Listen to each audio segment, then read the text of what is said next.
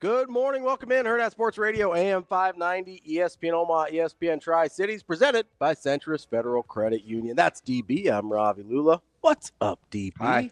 How you doing this morning? Good. Just good? Things are good. Things are good? It's fine. New schedule New schedule? in the morning. Yeah. What's the new schedule in the morning? Ryder gets ready before me. Okay.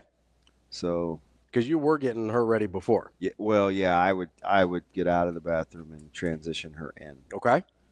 so I don't have to worry about her knocking on the door prematurely, asking me ridiculous questions before I start her bathwater. So we're good there. Good. That's positive. Yeah. Trimmed up the schedule with the dogs, making sure. So here's the main catalyst why. Mhm. Aside from Jay needing to be to work on time, I got to get Biggie to eat. He's in that phase A little hesitant to eat. where he's a little sketch with the old diet. Yeah. So I'm patient. I'll say it. I mean, I'm locked in for 12 minutes. Yeah. 12 to 15 minutes to get this. Making dude. sure he eats. But he's since I left and had the dog sitter, Mhm. she must have whispered, "Now, Biggie, I'm gonna need you to eat," because he's been better since I've been back from New York. Good. You got a little pep in his step. We like to hear that. Yeah. So I have not been on Pet Finder near as much. You know what's funny? No, but what I would appreciate your little humor this morning. It's It's not hee hee ha ha. funny-ish. Is it any funnier than Dominique Foxworth getting this thing started about Aaron Rodgers going to Pittsburgh? How you feel about that? Hey, so You'd I'm gonna let take you. him, though, I'm gonna let you. wouldn't I'm gonna let you tell your story, and I'm gonna tell you I'm gonna tell you what is in a life of DB. So I was just gonna say, not to bring up morbid thoughts about Biggie because we love Biggie, but Yeah. he's getting older. Yeah. So when Tally passed last year, Mhm. it's funny because the vet was always like, when the appetite goes, that's when you know. The appetite never went. Really? She was. So this actually is funny. So when they when you go in to have the dog put down, unfortunately, they gave her a relaxant so that she was comfortable, right? And they're like, yeah, she's gonna be pretty sedated at this point. And so we were giving her chicken nuggets on the way over there. I'm waiting for the punchline. It does get funny. So we were giving her chicken nuggets on the way over there as her little last hurrah. She loved McDonald's chicken nuggets. And so she gets the sedation or whatever. And so we kind of put a little chicken nugget in front of her just as a little thing. And we call a doctor and we're like, hey, I think she's kind of coming out of the sedation. She's like, no, that thing lasts for 12 hours. Because even in the most sedated state, she was still trying to nom on this chicken nugget. She was laying on the ground. She kind of had the tongue out, trying to get to it. And so I was like, Doc, the appetite never went. I don't know what you want me to do here. But she was so hangry for those chicken nuggets. I thought she had knocked out a 12-hour sedative. Nuggets. Because she was like, let's get this last nugget. Let's go. Dude, did Tally like chicken nuggets more than Mike Sauter? Tally liked all food, but she loved chicken nuggets. Did you see Sauter's receipt the other day? I did, yeah. He's a child. Yeah, I have a lot of questions about him just as a person and how he operates. The diet. I also I'd love to give his wife just some true serum and a half-hour conversation. She's got to be salt of the earth. It has to be. Yeah. Oh, and by the way, before we get into the show, and I'll let you set you want to set the lineup in the first segment? Oh my gosh, really?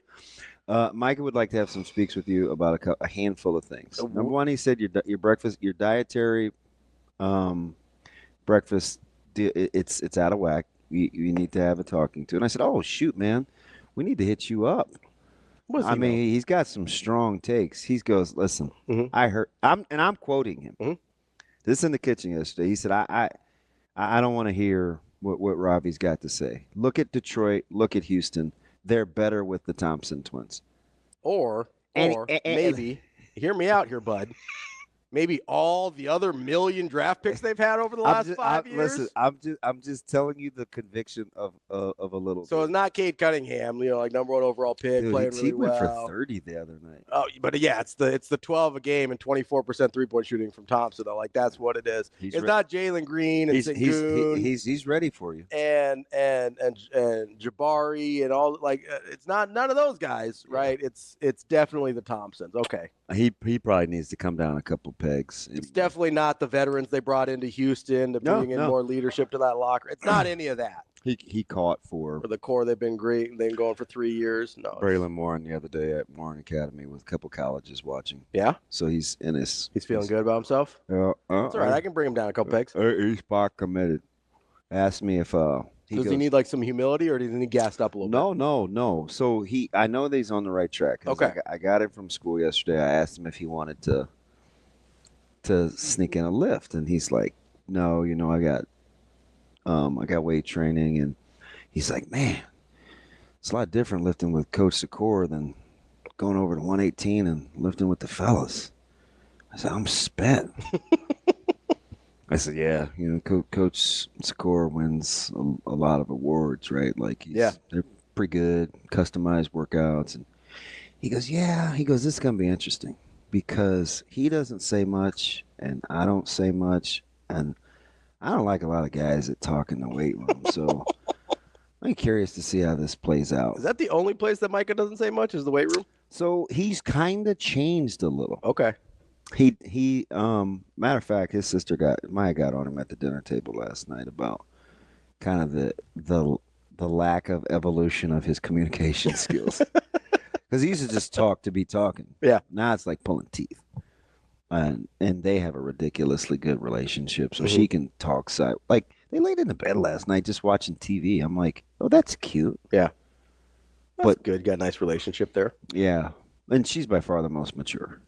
Yeah, I mean, I think that goes without saying. Yeah. I mean, she deals with the rest of you Yahoos. Caleb's somewhere in the middle.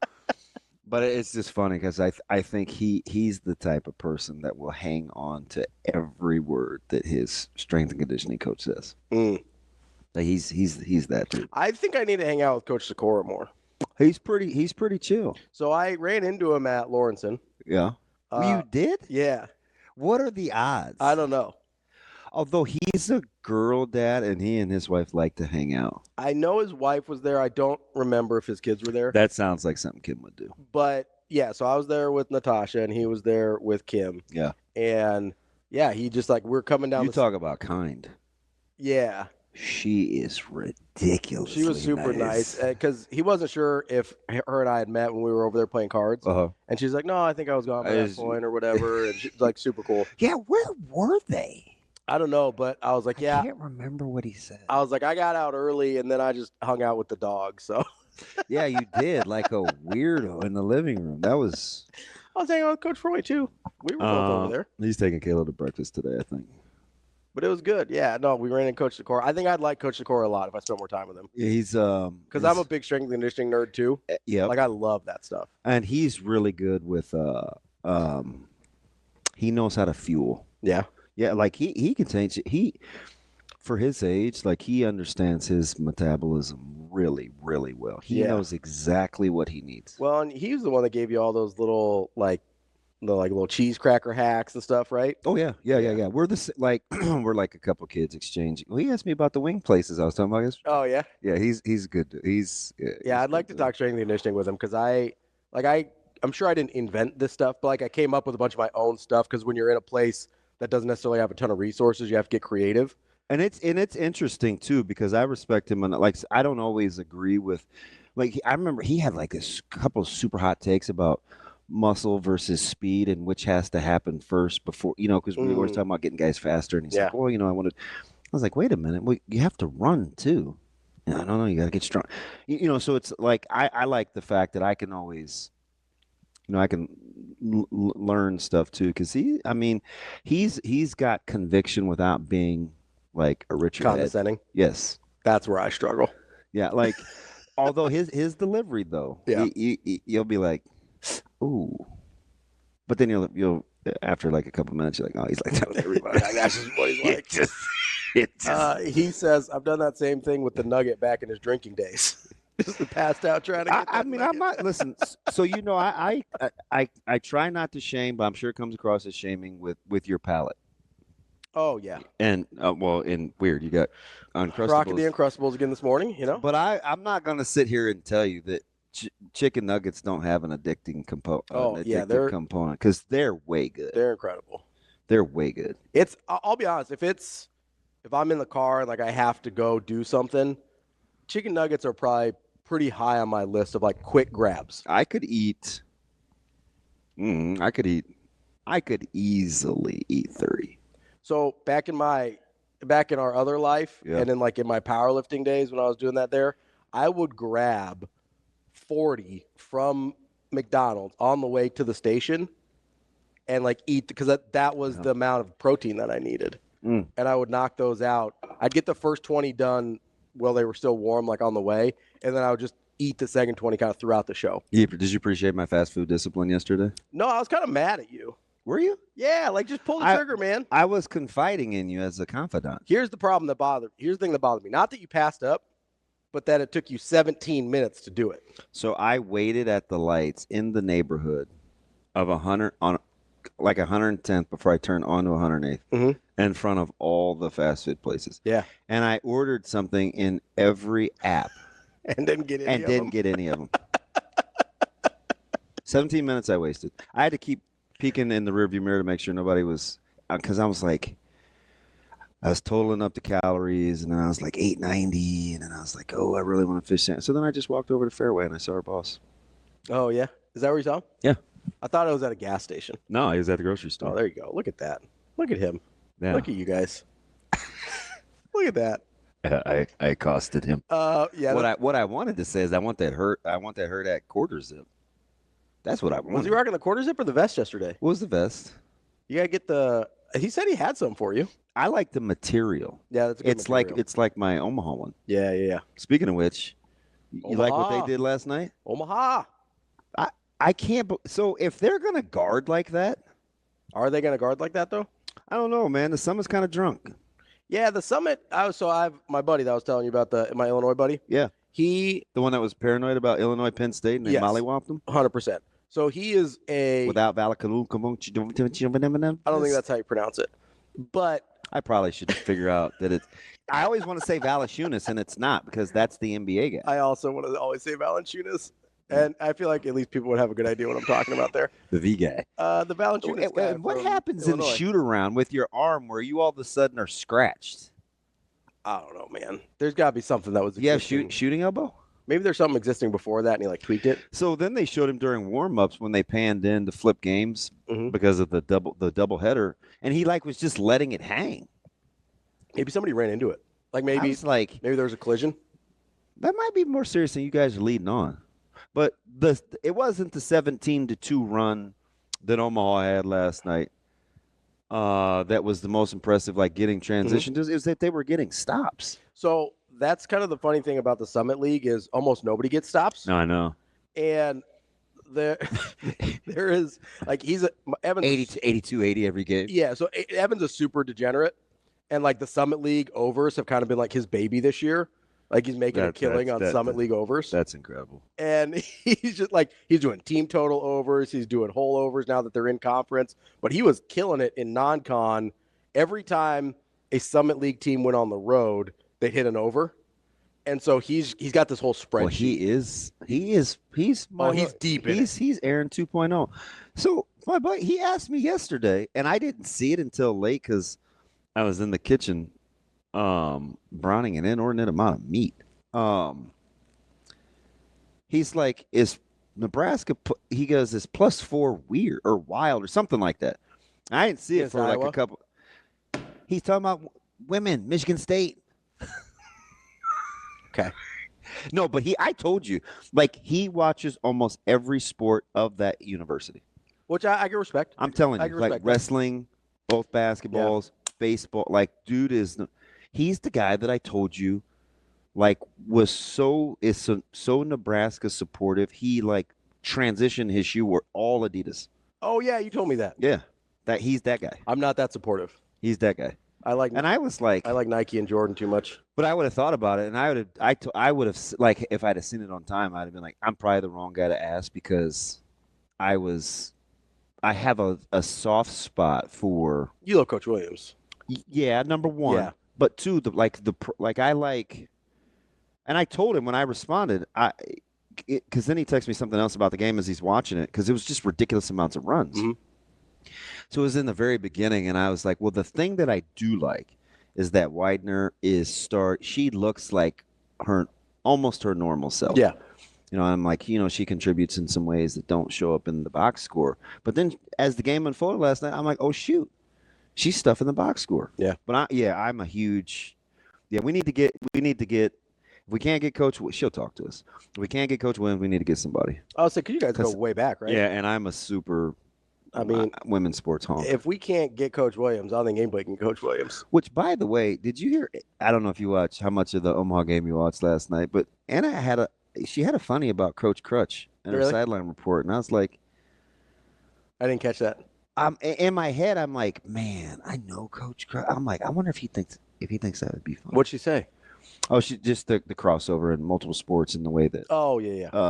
Omaha was playing. Mm-hmm. Because the broadcast said it a couple of times. Made like a football. Yeah, and I was like, okay. But maybe we have a new listening audience and we don't. But you could just kind of tell that was a narrative for the broadcast. Which, by the way, they were actually pretty good. I felt like they really did their homework. You get that a lot with schools that aren't on the national platforms a lot. Is you'll get kind of a narrative that locally it's like, okay, yeah, we all know that. But no, I'm with you. Nationally, it's probably not. And my buddy asked me about KC too, and I told him, I said they're the better team, but that line was right. KC? Yeah. But they were picked first in the conference. Yeah, they were the fave last year and got upset. Yeah. So they're that's a good program though. It is, but they are kind of underachieving. Yeah, for sure. But so good on UNO for locking them up, and Nebraska women's basketball. That's Michigan State, baby. I'm still not sold on Omaha men's basketball program. It's fine. So we'll see. I'm in wait and see mode. They're getting stops. That helps. I wouldn't mind talking to Coach Crutch. He's pretty funny. I would talk to him if he's not mad at me for yelling at him every once in a while. He's pretty funny. But we'll get to him. We'll talk to Coach Crutch if you want to. I like him though. That's the thing. Yeah, I'm a little So I don't know him personally. I try not to lack objectivity. Yeah, I just get frustrated. But I do have a little blind spot for Coach Crutch. To be fair, it's not really a Coach Crutch thing. It is a Omaha for me thing. Like I know you ride for Omaha. I love Omaha, right? Yeah. And so when kids from Omaha don't get recruited by a school that is appropriate for their level, it really makes me angry. Mm. Like there is absolutely no reason for it, whether it's Coach Crutchfield or anybody else. I'm with you. Right? And so it's not, to be fair, it's really not a Coach Crutch thing. Mm. It is a Omaha kids deserve better thing. And I don't want the local university to be the culprit of not treating them right. It was the same thing with when Nebraska didn't recruit Nebraska football kids very well. Like that upset me as much as anything. Like why is Adam Shade and Seth Olson going to Iowa? Jeff Tarpini, why is he going to Iowa? Right? Why is Danny Woodhead not even getting a walk-on offer? Right? Like those are things that I'm looking at and go, what are we doing here? I was vibing at all of those except a little subtle passive-aggressive shot at Coach Solich. Well, no, because the Woodhead was right in the transition of Solich to Callahan. Yeah. Might have been a Coach Gillespie thing. I don't know. Seth Olson was committed to Coach Solich. He liked Coach Solich. Yeah, so there was that stretch where I think Millard North was all out on Nebraska. Yeah, it was when the switch happened. Yeah, all out on Nebraska. Only guy in that time period, I believe, the only guy in that time period for Millard North. Sean. At Corey Young, and first. Yeah, and then he transferred out, and then Sean. That was a big Corey Young guy. He was really good. I remember really hand-wringing and consternation from the Millard South to Millard North move. Yep. He used to be my nutritionist for a while. Really? Mm-hmm. Corey? Yeah. I didn't know he was doing that now. That's cool. Oh, yeah. He was always yoked up. Yeah. But he ain't no Jason Hurd. But that was my back in the day? Preemie days, yeah. Back in the day? Preemie days. He was a really, really good high school football player. That backfield was Homer, Young, and Tarpinian. Oh, yeah. Like, good luck dealing with that. Yeah. I was doing those finals broadcasts. I was like, these guys are pretty explosive. Not too bad. I was a huge tarp guy. Yeah, me too. I saw his mom at Fairway. Oh, really? Yeah. He's stuck. Yeah. Fairway. He's stuck in the NFL for a while. Huge tarp. Yeah, he was incredible. He was so stinking tough. I also don't think people appreciate how big he was in high school. Yeah, he was a big dude. He was like 6'3", 230 in high school. He was a big dude. And I think early on, he was a little maligned, too. Because he wasn't running it like the others. He was just kind of more It was more of a Tebow run than it was. Well, when you're going from Shada, who's just like a 90-yarder waiting to happen. I mean, I believe that dude still has the record for the longest touchdown in Iowa history on that pick six. And we joked, too, before he got hurt, before the rib, the upper body injury, like he was averaging more than a first down a carry. Yeah, it was. I literally remember, this was not to like go back down memory lane here, but I remember in that year, that team was so good, and they got the ball, they got pinned on the. It's a Miller North guy. We love Miller North guys, Omaha guys, Miller North guys. Those are our favorites. To this day. So there was Miller North got pinned on a punt at the 1 yard line. And I remember actually being excited because I was like, oh, Shay's going to take a 99. And then he busted off like a 40-yarder, and I was disappointed. Dude, it's exciting. Who caught him after 40? He must have had a fat angle. I think there was it might have been, I don't think it was Central. There was somebody that had like a D1 defensive back that caught him. But it was also not a like straight. Phillips, maybe? Maybe. It was also not a straight line run. Like he did a lot of weaving before that. And so there was guys had time to catch up on a straight line. Of course. But it was it was really like that's how ridiculous it was, where I was like, he'd bust off a 40-yarder, and I'm like, I really wanted him to go 99. Speaking of ridiculous, does this surprise you that this is on television? The Steelers again? Yeah. Every day. Every single day. Every day. Am I like? Do I not have a good feel on the national pulse? Like, are the Steelers a bigger deal nationally than I'm giving them credit for? No, you have a terrible feel when it comes to just about everything. So certainly the national pulse. That's rude. It feels hurtful. Oh well, VJ's got your back. VJ does have my back. Hey, so apparently he likes you because you're talking about his restaurant and stuff. Did you know he's a Cavs guy? I did not. Yeah, he's a Cavs guy. I do kind of like the Cavs. VJ, yes, you should go all in on the Cavs. They're actually very good. Huge Cavs guy. He liked Cavs before they were like before LeBron. Even the tweener stage he hung in there. Oh, there you go. I appreciate that, hanging in there. When their best player was headband guy. This big Ron Harper guy back in the day. He's not that old. Okay. That's DB. I'm Ravi Lulla. We will be back. And we didn't get to the lineup in the first segment because we never do. But maybe in this segment, we'll see what happens. It's Hurrdat Sports Radio.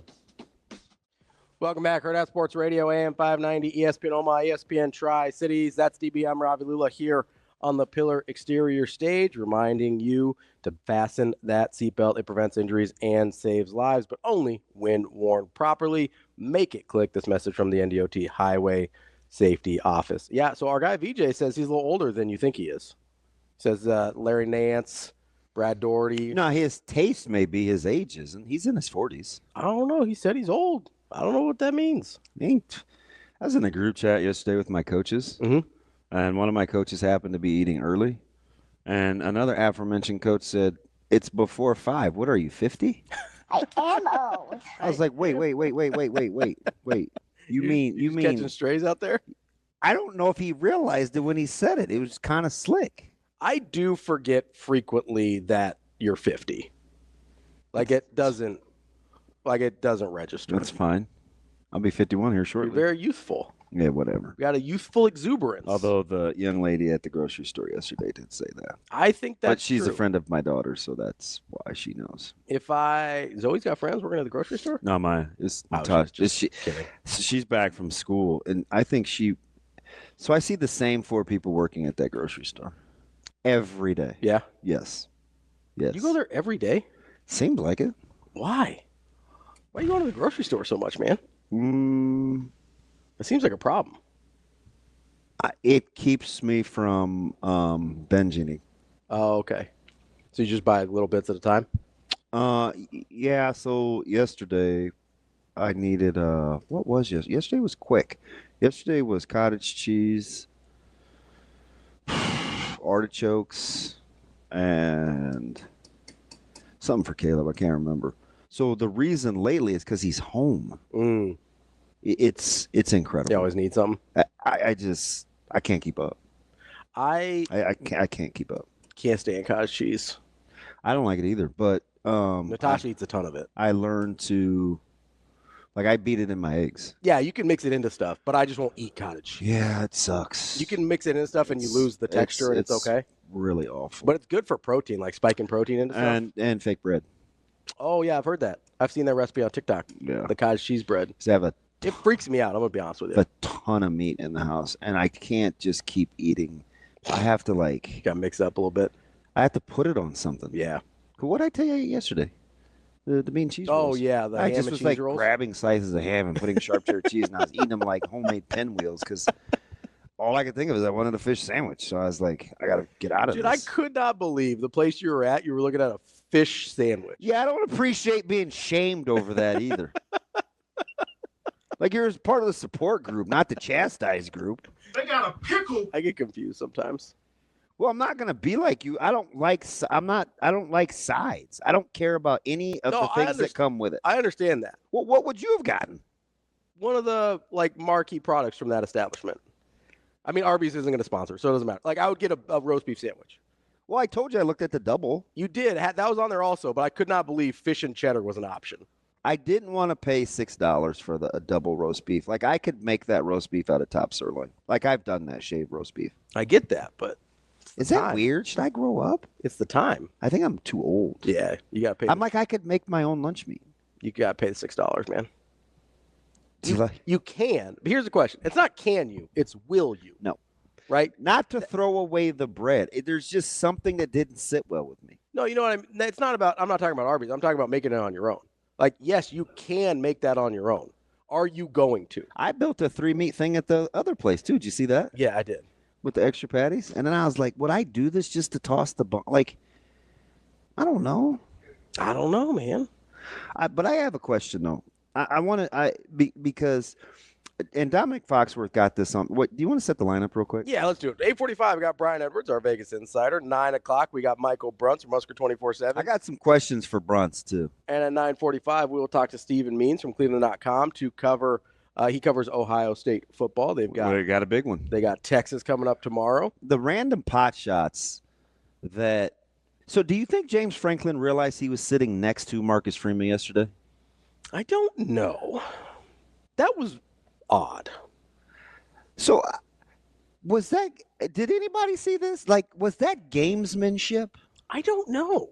I don't have a good feel on James Franklin. Me neither. So I'm 100% with you. I can't tell what he's doing. I remember in my former life, the first time I saw this dude with the entourage at Big Ten Media Days in Chicago at the old place where Harrison Ford allegedly and your boy Tommy Lee Jones said, "I don't care. I didn't kill my wife. I don't care." He said that from the dam. He weirded me out. Easy with the language, Shane. He's still focused on cream pies. Oatmeal cream pies are good, man. I don't know what to tell you. Yeah. I've never had a Boston. It's always more of a French silk guy myself. Silk the shocker. A little rich for me now, the French silk pies. Make him say, much rather have creme brulee. Was that gamesmanship? I really don't know.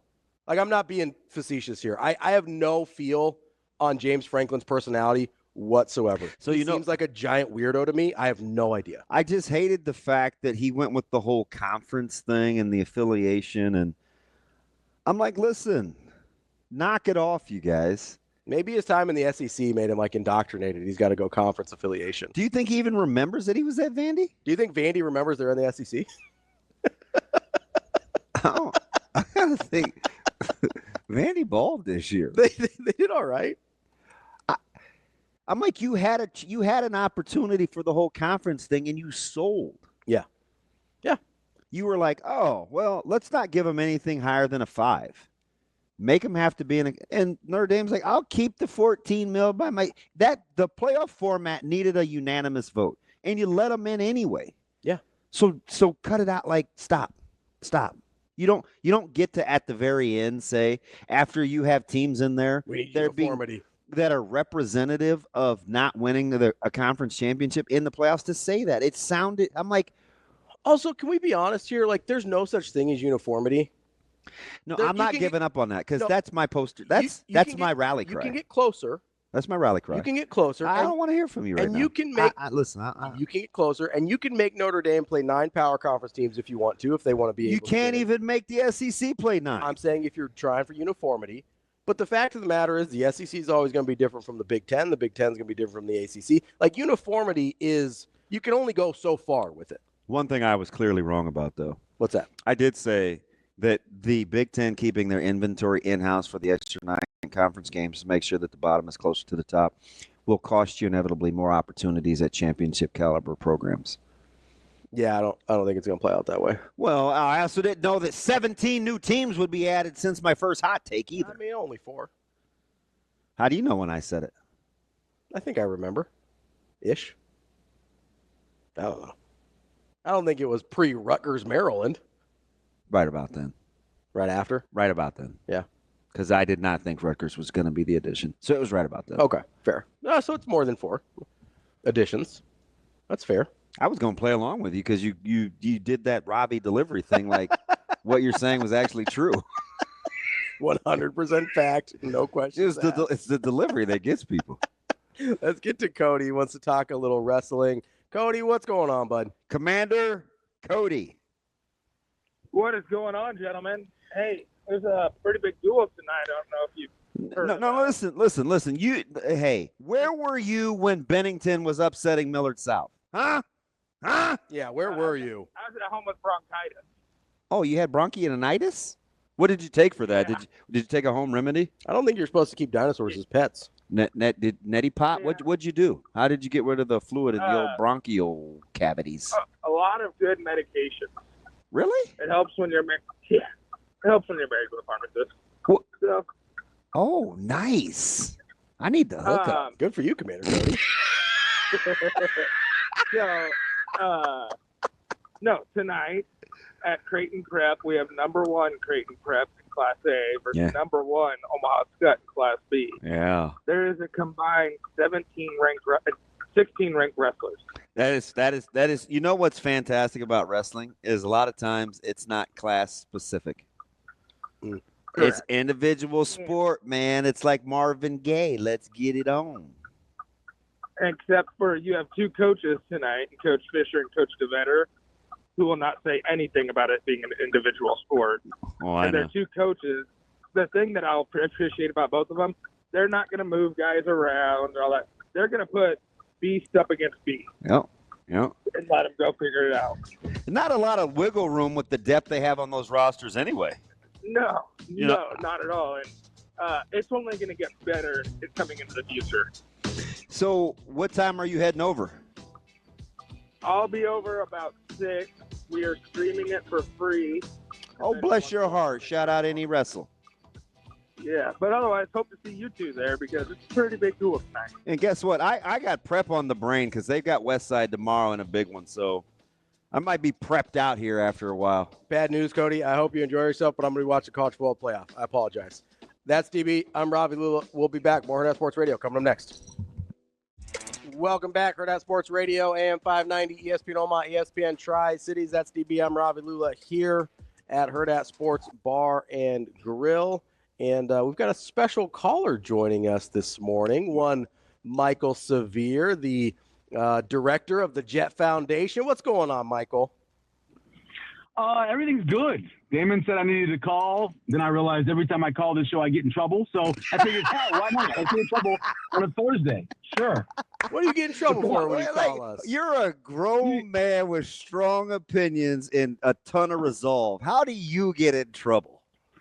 Well, there's people that, I don't know, man. The internet is a fierce lady, and she comes at you hard sometimes. And so I occasionally end up in her crosshairs. But, it's fine. What's going on? So there's multiple things I want to hit on. Number one, there's a couple hot takes going on in our group, our user chat. And I know you've done the fish sandwich prowl. You know I have an affinity for a particular fast food fish sandwich that you don't think is very good. Oh, you like the Runza one that puts cheese on it, right? I like Runza and I like Arby's. Okay. Runza when they do it is elite, but so is Arby's. So Michael brings up a good point here. I think it was the cheese on the run. Because you saw me add the cheese. Yeah, that freaked me. The fish and cheddar was. I was like, whoa. That's how you eat it. Yeah. That's not how you do it. No, you don't put cheese on fish. Not that kind of cheese. No, on seafood. No. I put cheese on Chinese. I put cheese on pork chops. I put cheese on everything. Kung Pao chicken, no peanuts with cheddar. And shredded cheddar. How do you remember that? Why are you taking the peanuts out of Kung Pao chicken? How do you It's one of the weirdest things in the world. That's my exact order. Kung Pao chicken, sliced meat, extra spicy, no veggies, no peanuts, and I add cheese. Why are you getting Kung? That's literally the point of the Kung Pao. Bro, the peanuts. That was 10, 15 years ago. That is incredible. Hey, Robbie. So we go to this place in New Orleans. It's called Chinese Kitchen. I like to call it ghetto Chinese food. I hope I'm not insulting anybody, but it's in a very tough part of the city of New Orleans. You go there, and you got to walk through people asking you for change and selling you T-shirts. That's what kind of place it is. And whenever you go there, the clientele always orders like Damon, except for the cheese. I don't want to put the veggies on it. I'm like, that's what's part of the Chinese food. That's why it's Chinese food. And they take all of that out. So Damon, in a way, despite the way he talks, can be a little black at times. Oh.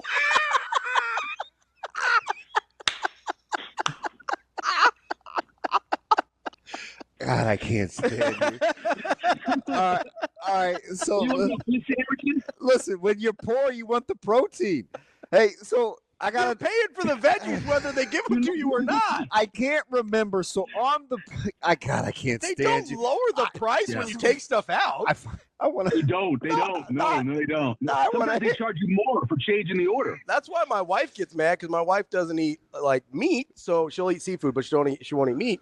And so she gets mad at some places because I can't believe he just said that. Are we going to act like he didn't just say that? He's a pescatarian. Yeah, so she'll sub out without meat on some options, and she gets charged the same price. She's like, yeah, I'm not going to order that, because why would I pay for the meat without the meat? You're doing the same thing with veggies. Right. You're not getting any more.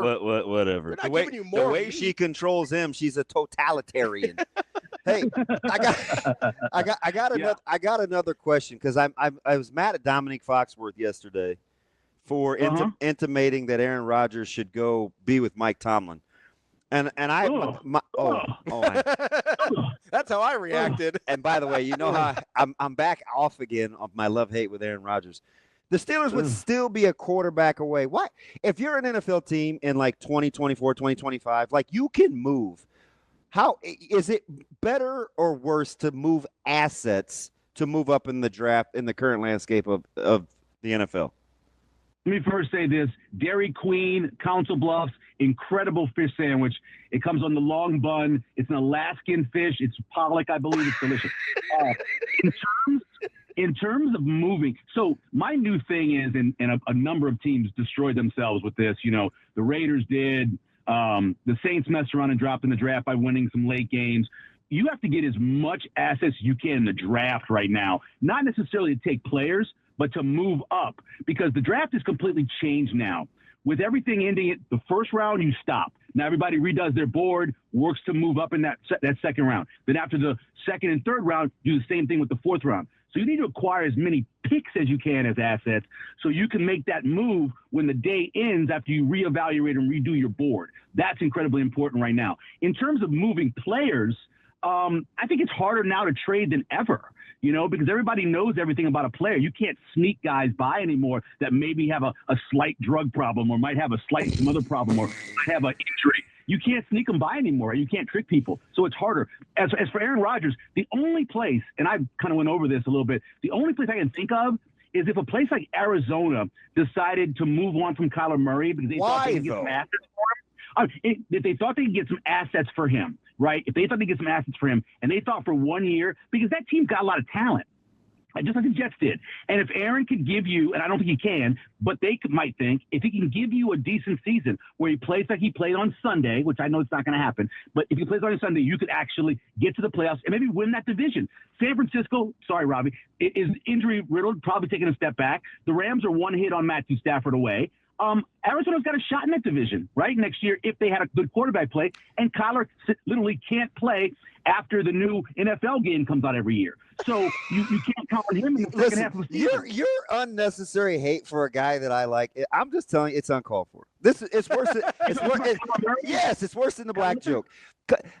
Kyler Murray's, I just used him yesterday. Kyler Murray statistically is way better than the narrative on that little chunky dude.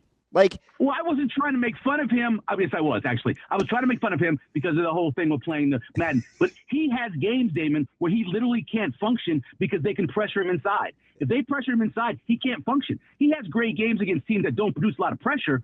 But when you pressure him, he's just running around like a little chicken with his head cut off. And I can't put that as my quarterback to take me to the Super Bowl. I need a quarterback to take me to the Super Bowl. I don't have one as a New Orleans Saints fan, but that's what I need. I need a quarterback that can take me to the Super Bowl. That's the bottom line. I mean, you also don't have one if you trade for Aaron Rodgers. That is. No, I agree. I'm telling you, I think teams would look at that. I think there are still people out there that think of Aaron Rodgers in 2012, 2011, or those 2 years. Why are you bringing up 20? Why are you bringing up 2012? So you're 2011 sucked for me, buddy. I understand. We lost to the Niners, should have won the Super Bowl that year. But anyway, all I'm saying is that great Alex Smith here, baby. Still make a move. Oh my God! Killed us with Vernon Davis. Vernon Davis, 75-yard catch across the middle in the game. It's the one time my guy Vernon Davis lived up to his combine. He made a play on that damn game, and Alex Smith had the bootleg for the touchdown down the sideline. Right. Great Saints defense on that play. Anyway, I don't believe that Aaron Rodgers can do those things, but I do believe there are people in the league that still believe in him and believe he can have one great year. All right, I'm trying to maximize your time. So I'm gonna save college football playoffs for last. All right. Would you trade for an NFL coach if you're a franchise, and if you're Sarkisian, are you listening to any of these overtures like Jacksonville or schools or teams like that if you're already in college? No, I would not. If I'm Sark, I would not take that. I would not even think about doing that. He's in such a great spot right now. Texas has got more money than God, which is awesome for them, right? They can recruit that state and not really have to go a lot of places and recruit other places. And he's locked into a situation where as long as he's competing every year, right, in the SEC, just competing, people are going to be fine with him. He can't have a 6-6 season, but as long as he competes. You go to the NFL in 2 years, 2 bad years. Quarterback gets hurt, something that happens defensively with injuries, you hire a bad coordinator, and you're gone. Now, you can go back and have that money in your bank account, but if you want to be a winner, you stay in college. I would never leave if I was Sark. It's too great of a position he's in. Let me ask you this question, though. Is it easier, is the job easier in the NFL than it is in college now? Oh, of course it is because of the recruiting aspect of it. Yeah, it's easier. You're not dealing with boosters and that kind of thing and having to worry about raising money for NIL and working all year round. The guys in the NFL have time off. It's amazing how much time they have off. But my whole thing is I think people that operate at that level aren't necessarily worried completely about money or ease. They're about the competition. They're about being able to win at the highest level. And I mean highest level at the level you're at. Texas is that. So right? why, if you're Matt Campbell, would you entertain Chicago? The only thing I can think about now is he a Chicago guy? Where's Matt Campbell from originally? Isn't he? He's Midwest. I think he's a Rust Belt guy, right? Okay, because if I was from Chicago and I'm Matt Campbell and I'm in a different situation at Iowa State, which, yes, I believe they can compete in the Big 12, but not like Texas compete in the SEC, then maybe I think about it, but that'd be it. Where's he from? Ohio. Oh, okay, so it's not a situation where he's going back home. So you'd have to get rid of Kevin Warren. Matt Campbell might be a money thing because he's making $4 million at Iowa State. He's probably tripling that at Chicago. Whereas Sarkisian, Texas can just match whatever. Like if he gets a $20 million offer, Texas could match it. Iowa State can't. All right, I got one more. One quick, if you had a boss in the radio business and you knew that boss wasn't good at his job, right, and the station sucked, do you leave and go there for a lot more money knowing that you're going to be harder on the job? That's Chicago right now. They have no facility. They have a bad management and don't know what they're doing. So do you go to that position? I don't go to that. No. I felt like I did that once. I'll say no one in this conversation's ever had that experience. Mr. Sevier. Look, I love you. Your silence is deafening, Michael.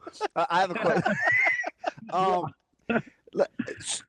Who wins the college football playoff? Oh, real quick, it's hard for me. I have an emotional tie to Penn State. That's the team I cheered for growing up. So I would love to see them make the final. Right now, you have to say Notre Dame and Ohio State because it's easy. But I think Ohio State is feeling themselves. I said this to you on Tuesday night. I wouldn't be surprised if they lost that game, if Texas plays their best game, as long as they have mistakes, of course, from Quinn Ewers. But Penn State is a team I'm cheering for because that's the team I grew up watching. But I think most likely Notre Dame, Ohio State, and Ohio State wins it all, which will be suck because I hate that. I hate their head coach. That's our guy, Michael Sevier. We appreciate it, buddy. Well, thanks, buddy. Talk to you guys later. More Hurrdat Sports Radio coming up next. Kicking off hour number 2 here on Hurrdat Sports Radio, presented by Centris Federal Credit Union. Don't be delusional about your finances in 2025. Centris Federal Credit Union might be for you. They're a local credit union focused on people, helping people at one of their 15 branch locations or online right in the communities that they serve. Make sure you go check them out, centrisfcu.org. They're federally insured by NCUA, and they're an equal housing lender. DB. Yes? We both flagged that Mick Cronin soundbite right there, and we're like, hey, Shano, we are going to need to hear that. I'm glad you played that because it elicited some other emotions because I was still traumatized over the phone call. So thank the Lord. Just catching some strays from Severe. I caught several. Yeah, you did. I caught several strays. But it's fun. I like it when I'm not the one doing that to you. It makes me feel better. And I also feel like it makes you like me more because you're mad at somebody else. No. You had me at the first part other than liking you more. Well, I feel like we're at a kind of a standstill in this relationship. Thought it was worth a shot. Try to sneak that in there. Just no. Maybe DB likes me a little more today. No, I'm not driving to Council Bluffs for a fish sandwich either, though. I don't think. No. Although I did eat at 712. It was pretty good. I went with my boy Heath. Yeah? Yeah, it was legit. Is that same as my boy Heath? Nope. Oh, different. Okay. Different Heath. My Heath cooler than your Heath. Although your Heath is pretty cool. My Heath is pretty cool. No, he's legit. He's a good dude. He's legit. No, I'll be honest. And move on from the cheese on fish thing because there's a popular fast food chain that sells a fish sandwich with cheese on it, even though they never put it on straight. I understand that it is a thing people do. The idea of it grosses me out. I like seafood. I've never been a fish sandwich fast food guy, but I understand there's it's like a Lenten thing for a lot of people for like the Catholic and fish, whatever Fridays. That started in February? I don't know when. It's coming up. When's Ash Wednesday? It starts Ash Wednesday, right? Yeah, I don't know. I'm not Catholic, so I'm not sure. My wife will tell me. But totalitarian.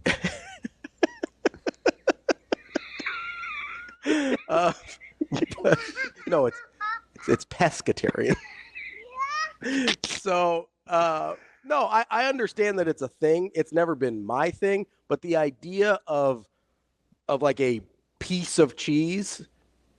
Like I'm imagining like a Kraft Singles like piece of cheese. I don't eat that. I understand that, but that's what happens in my head when you say cheese on fish or cheese on Chinese food. I'm imagining you putting like a Kraft Single on some Kung Pao chicken. I'm like, what are you doing, man?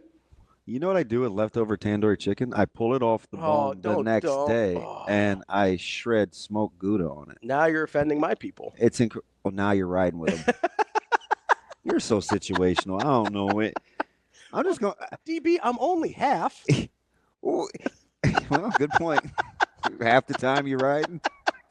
Anyway, so I just get to pick and choose which half. I know everybody's like lobbying for Culver's. Culver's. There's two popular fast food chains I've never been to. Mm-hmm. I haven't spent one dime in either of these places. I've never been to Freddy's. I've never been to Culver's. I really like both of them. I will like. Wait. What's going on with the thermostat? We like it cold. You know who he reminds me of? Who? RP. Oh yeah, I can see that. He looks just like Ryan. He does. So that Mick Cronin thing. Yeah. I was cool with everything outside of I don't have to do anything more. That was weird. So that's the part. So what I don't like, and this is just people in general, what I can't get over is I don't like bringing other people down to elevate you. So I didn't really think that's what he was doing. Oh, it's what else would you call a set apart? A set aside. I'm different than. I thought he was saying that his credentials speak for themselves. Oh, man. And that irrespective of the players that he's coached, it's disingenuous. Is it, though? So what, he just polishes turds? No. I think he was saying that he has had players that have earned their keep throughout his career, and this particular group is not doing that. What? I mean, it's a joke. What? That is awful intuitive of you. What do you mean? That's what you got out of that? That's what I thought he was trying to say. I'm not saying he said it particularly well. I'm taking in the whole context of the conversation, right? Because he's talking about guys not working very hard. He's talking about guys that are guys that are delusional about. Because I think you're being delusional, I'm going to sit through this 56 seconds again. Shane. You think I'm being a little delulu? Shane, one more time, run the clip for me. But we don't play. We're soft. So don't tell me you want to win. Like, just don't tell me you want to win. I'm cool there. Mm-hmm. So don't tell me you want to win. It's crazy, you know, and it's every day. I'm tired of it. It's every day. I have the most energy of anybody at practice every day. I'm still cool with that. I'm upset with everybody in that locker room, my assistant coaches and my players. Cool. I mean, I don't need to do anything else. I almost got 500 wins. I'm only 53. Not cool with that. I mean, it's a joke. Not cool with that. Not Yet cool I come in and I have more passion and energy and pride than everybody in. That's the problem. So what the truth of it is, Ben, it's really hard to coach people that are delusional. The hungry dog gets the bone. We got guys that think they're way better than they are. They're nice kids. They're completely delusional about who they are. How did you extrapolate? So here's what I got from that, right? No. Hang on. Okay. Let me just ask the question. All right. Because that was awful. Like, I mean, you talk about the benefit of the benefit of the benefit of the doubt in reading into something. How did you arrive at what you just told me 3 minutes ago from hearing that? So here's what I got from that, from his comments there, in totality, including the part where he says, I don't have to do anything else, is he's saying, because it's important what he says right after there. He goes, hungry dog gets the bone, right?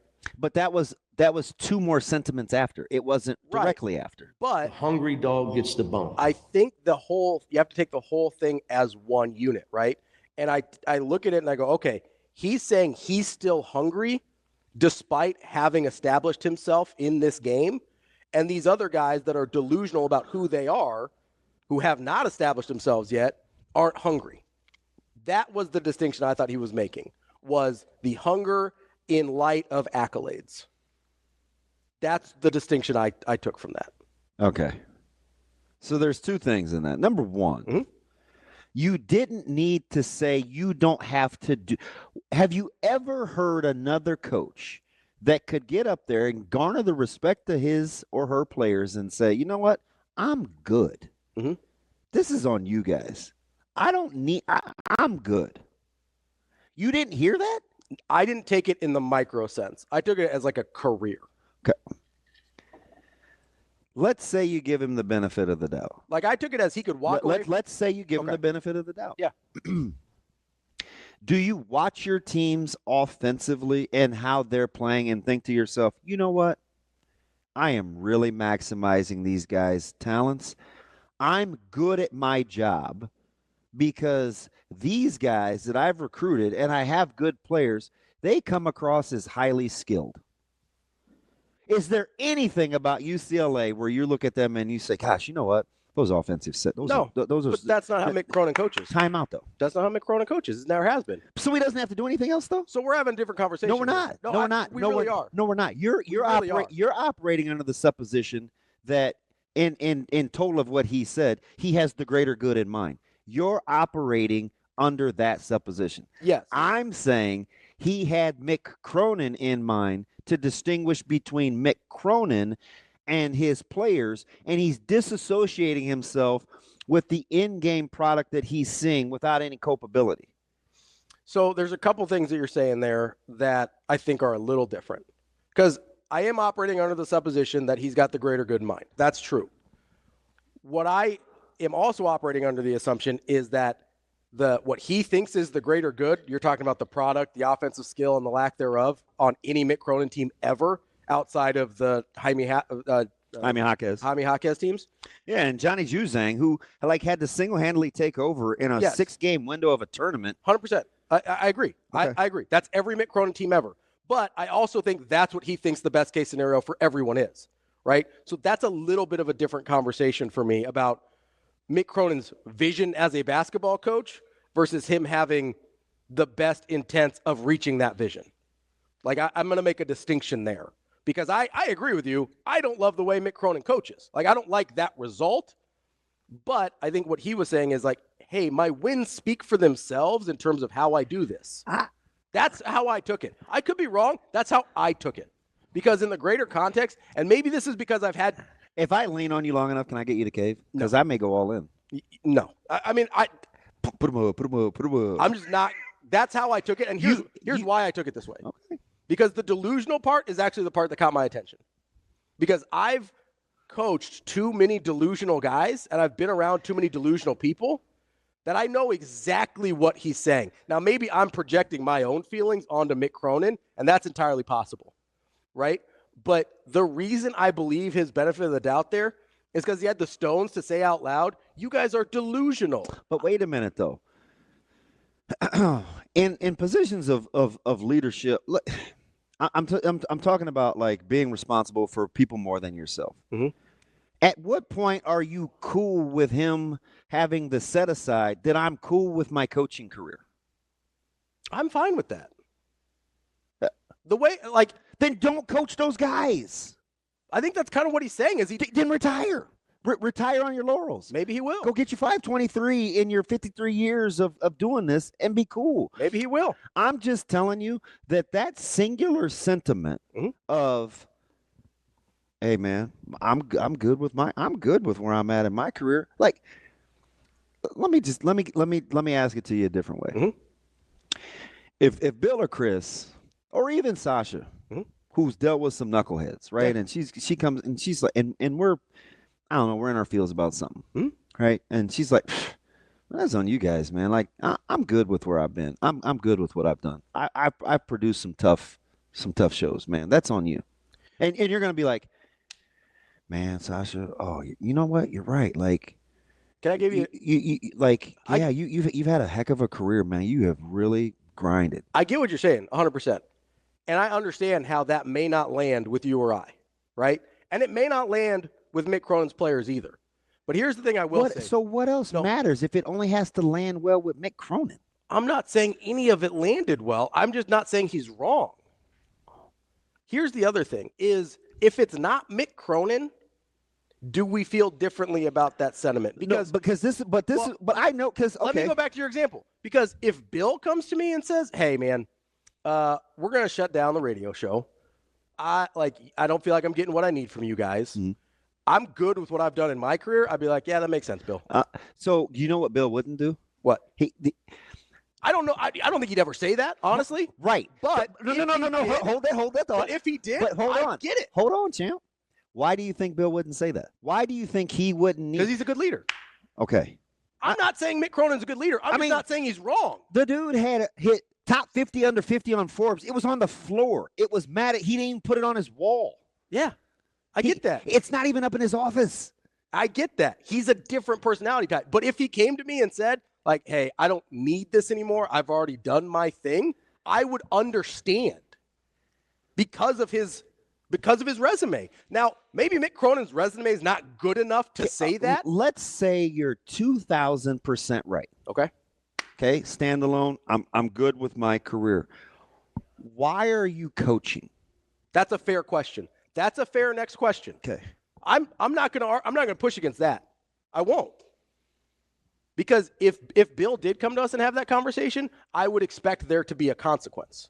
So whether that consequence is getting rid of these players for Mick Cronin or moving on to a different job or moving on to do TV instead of coaching anymore, that would make sense to me if that's the next logical step. And hear my heart. Like, I'm not saying that I don't think players are deluded. I coach, like, I get it. It's funny because that's the part this wasn't even the part I thought we were going to talk about. I get the fact that you're hanging on your hat on the fact that, well, yeah, man, 75% of what it's the difference, in my opinion, it's the difference between using but and. Okay. It really is, right? It's like you'd be like, DB, like you can't, you just can't focus. You're always getting us off the rails. And I appreciate that about you, but versus, and I appreciate that about you. And I just think, like, during one of the big segments, we could take this to the next. Like the minute you use the distinction between but and, sure, it's paralyzing, because that means it's a set apart, it's a set aside. You're no longer acknowledging the value. It's a compare and contrast. You know what's funny about this situation is I'm doing the thing that you usually do. Like, I'm giving Mick Cronin probably more benefit of the doubt than he deserves, and you're being me and being like, hey, he said what he said. Do you know why though? Why? Because he talked too long. He needed somebody to cut him off, because it's like anything else. Most 98% of the time, the longer you let people talk, the more it reveals who they are. Yeah, and the better chance they'll say something stupid. Right. But also, like, 98% of what he said is true. I'm going to take it. He's not getting that team back. Maybe he knows that. Oh, again, so Ravi, if you're talking about defeatist attitudes and being delusional, how is lack of self-awareness any less delusional in the moment when you're on your pulpit? Where's the lack of self-awareness, though? Because you cannot say what does what does the distinguishing of the credibility of what you've done? I'm 53, man. I can't do anything else. You can't. You can't. You've peaked. You can't be any better at your job. You cannot be any better at your job. Again, that's not how I took it. Ravi, what other way can you take it? I took it as, hey, I know what I'm doing. I have this track record of knowing what I'm doing, and what I do works. I mean, we've heard Coach Rule say it in different words. He said, "I'm good." We've heard Coach Rule say it in different words. He said, "I'm." He's never said I'm good, and he's never But we've heard Coach Rule say, like, "Hey, listen, I know what I'm doing. This works." Hey, so we both have had some tough social life situations, right? Sure. When somebody says to you, like, "Man, I'm good," like you do you, I'm good. What does I'm good mean? What does I'm good mean? Means I'm done. I'm done. I'm done. But I'm done what? He should have expounded instead of you extrapolating on the intended message. Maybe. And maybe you should have used a different analogy or example to prove his point. So are you? But because 98% of what he said was dead on, that's why I'm giving him the benefit of the doubt. 98. I think it's about 98%. Because that was like I don't know, how long was that clip? Like it was about a minute-long clip. 56 seconds. When I was texting Damon last night, you were saying get the clip ready. Yeah. I made the joke. I said it's kind of a joke, and I said LOL. Yeah. Damon texted back. And I just kind of stopped the conversation after he texted back. He said he was dead serious. He was. Oh, I thought he was serious. Well, I 100%. And it just kind of hit me a little bit different after that. You thought he was just being facetious? Yeah. No, I 100% thought he was serious. That's why I wanted to talk about it. This is like the grandest of the grandstands. Oh, 100%. Maybe he is done with this particular group of players. You know what I can't stand? What's that? Who recruited the guys? He did. Who allows it to happen? Okay, we got to be careful here. No, we don't. No, we do, because I know what you want to do. What's that? You want to use Coach Rule as an example. I'll use any coach that we like as an example. And guess what? He'll tell you. He'll sit at the dinner table eating Jaipur, and he'll say, "I'm responsible because I allowed that to happen on my watch." Yeah, he would. And he will then go fix it, right? But you can't tell me, you can't tell me that there hasn't been a time. Maybe he would never say it out loud. Maybe he would never say it like this. You can't tell me there's a time where he's like, yeah, I'm probably done with this guy. He's not going to be able to help us. I've done everything I can. Yeah, he just told, right? He has, yeah. Right? Yeah. So on a basketball team, if you've got 3 guys like that. Is that what you heard? That I'm done with some of these guys. Yes. The hungry dog gets the bone. I'm done with some of these guys as they're currently giving that effort. Yes, that's what I heard. All right. And I think he was willing to say something that he's like, hey, I might lose these guys, but I'm not getting anything out of them right now anyway. It's a joke. I can't win with you. I can certainly lose without you. That's what I heard him say. Let's get to who we got. Jay here wants to talk about Mick Cronin. What's going on, Jay? Jay, what's up? Hello. Hello. Hello. Hello? Hi. Jay, what's going on? Can you hear me? Yeah. What's going How you on? doing, fellas? Oh, good, man. Let's ride. It's my Russell Wilson voice. Jay, That's amazing. speak. Hey, Let's go. I don't know what's happening with Jay here. Jay, what's up? Go. He just dropped off. Okay. Let's get to out of breath Brian. Brian, Hey, fellas. what's going on, bud? Hi, Brian. Yeah. Hey, Damon. Yes. I like how you like to add little words in to what the coach said after we listened to it. What I add in. He didn't say he was good with his career. He said he was good, meaning, and you know what he's talking about. Maybe he's good financially where he's at, and he can go ahead and go buy a house in the woods and be fine for the rest of his life. Then go do it. Hey, but you know what? Maybe he said something to the coaches in the locker room or places that you haven't seen before, and now he's coming to the media like other coaches have and said things about players. But we want to get emotionally upset because the people might be coaches and don't want their coaches saying that to them as well. Well, sometimes you need to tell people they ain't doing a good job. Well, listen, I don't see what the problem is. I don't see what the problem is. But they're not good in their careers. They're not set financially. The problem. It's a joke. That's the argument. That's the argument. No, but listen. Everything you're adding on to it. I'm not adding. No. Cut it out. I'm not. Yes, you are. No, I'm not. No, I'm not. Yes, you are. No, I'm not. Yes, you No, I'm added not. a word to the sentence already. Yes, you did. Listen. I sat here and listened to you. Listen. You're saying I said I'm good. You say I'm adding in with. Yes, you did. You can go back and record it. So, all right, that's fine. Go But ahead and replay it. Go replay it. Listen to what I'm asking. This is an easy question. Easy question. What did he mean when he said, I'm good? Look how many wins I have. I'm only 53. No. Is he a head coach? Is he getting paid big money? Can he retire right now? So that's my answer to you. So that's what you think. So that's what you think he meant. You're inferring, but because I said with, I'm more egregious than you are. You're giving him the benefit of the doubt, and I said with. Let me ask you this one question: is it the truth? Is he set financially? Yes. Is that what he's talking about? That's what I'm talking about. Is he talking about I'm good financially? He's good. He's good with his career. Is he good with what you said? Then walk. Maybe he will. Then walk. He might not walk away from coaching, but I bet he walks away from this team at the end of the year. Don't tell me I'm not adding anything. That's what he said. I didn't think you were adding anything.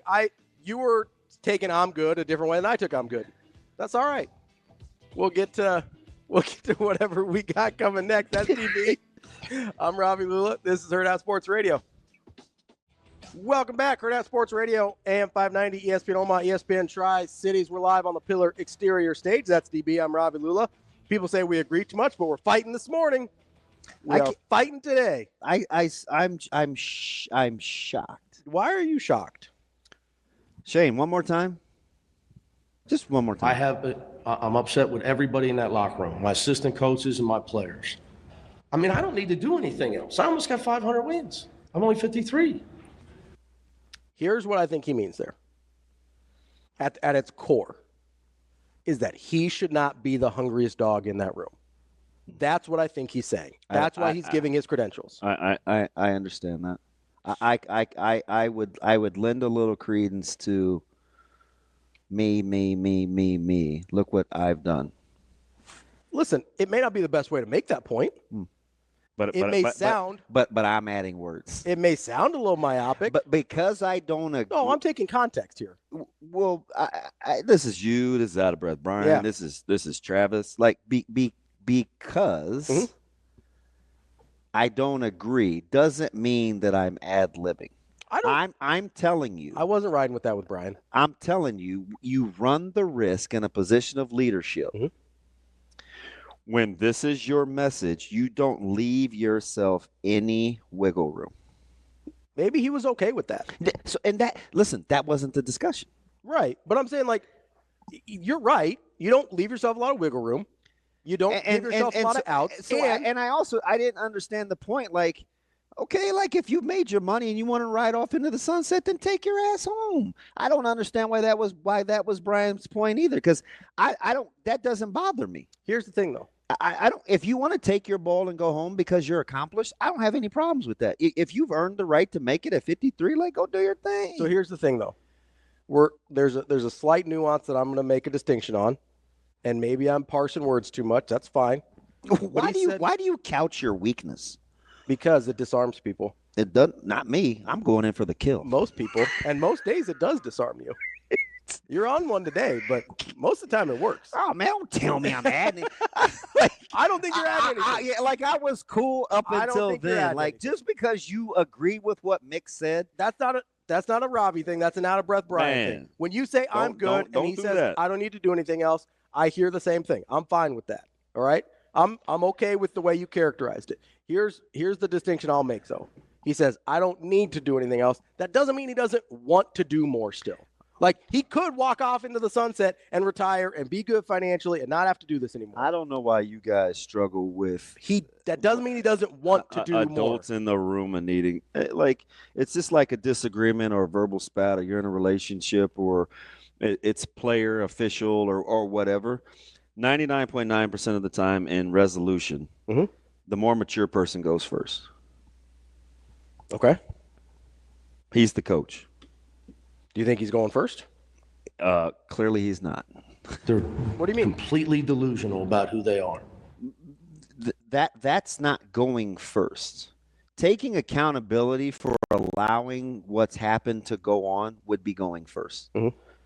If you really want to correct the behavior versus punitive damage versus like a punitive punishment in terms of public reprimanding, then own your role in it. So here's where we run into some unknowns and variables, right? Because we're taking a 56-second clip, and we're both doing this and applying it to an entire season that there's some variables we don't know. We don't know what he said to the players privately. Like, maybe he has taken accountability. Maybe he has gone first. Maybe this is his final straw. Timeout. What's up? You want a 30 or a full? Okay. We aren't doing anything. Okay. We are analyzing what he said relative to who he's talking about. Yeah. So when he sets a time frame for I'm tired of it, or, you know, when you call guys delusional or whatever, all the things that I said that I, for the most part, I don't have a problem with. It's just like, what's the end game?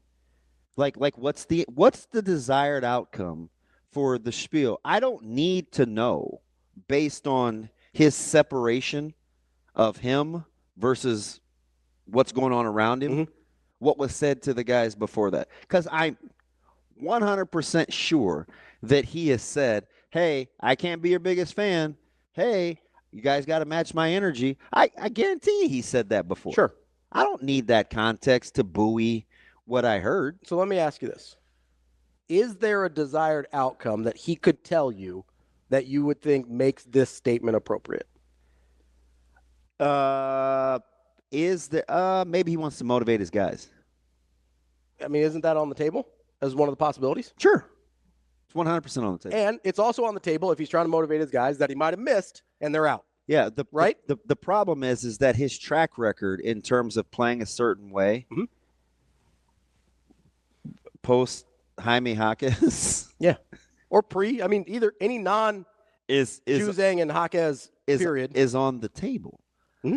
Like the thing that we're afforded the luxury to do is to listen to something and give it context relative to what's being said.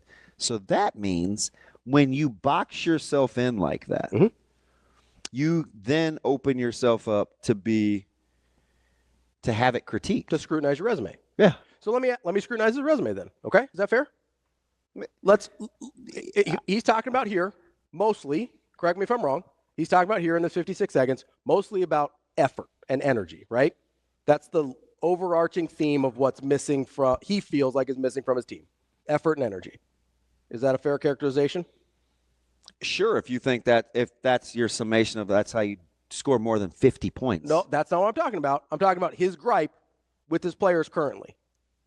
I took that as an effort and energy gripe. Yeah, but can I go back to when you say things like that, you allow yourself to be opened up and scrutinized. Yes, so I'm going to scrutinize his record. So what people will do is, if you're landing on effort and energy, how does that help your skill development based on your track record of what was said? And hey, is that fair? Totally fair criticism. Okay. I just want to make sure that that's part of the deal. Because if we're going to open it up, we don't just get to parcel what we want to open it up to. I get it. Okay. Listen, I have been critical of Mick Cronin for skill development and offensive play his entire career. Okay. I hated watching his Cincinnati teams. They were brutal. I called them multiple times rock fights, right? That's how Mick Cronin wants to coach basketball.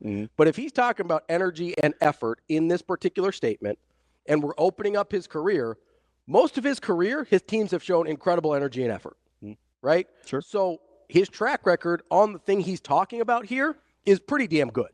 Now, his track record on some other stuff, as you mentioned, skill development, offensive ability, scoring more than 50 points in a game, pretty bad, right? But with the thing he's specifically talking about, it is a pretty good track record of getting guys to play with high effort and high energy. So I think you can look at his track record in context of what he's saying and be like, yeah, he's right here. He's wrong about other stuff, like on how to play offensive basketball, but he's right here. That's how I would criticize his resume when he opens it up like that. Okay. Fair? The hungry dog gets the bone. Sure. He can't be the hungriest dog in the room. No, I get. I mean, I that being said, I would love it if he recruited or developed anybody to be able to score basketball. Again, the opening line that we played to start this segment, which was, I mean, I don't need to do anything else. I almost got 500 wins. I'm only 53.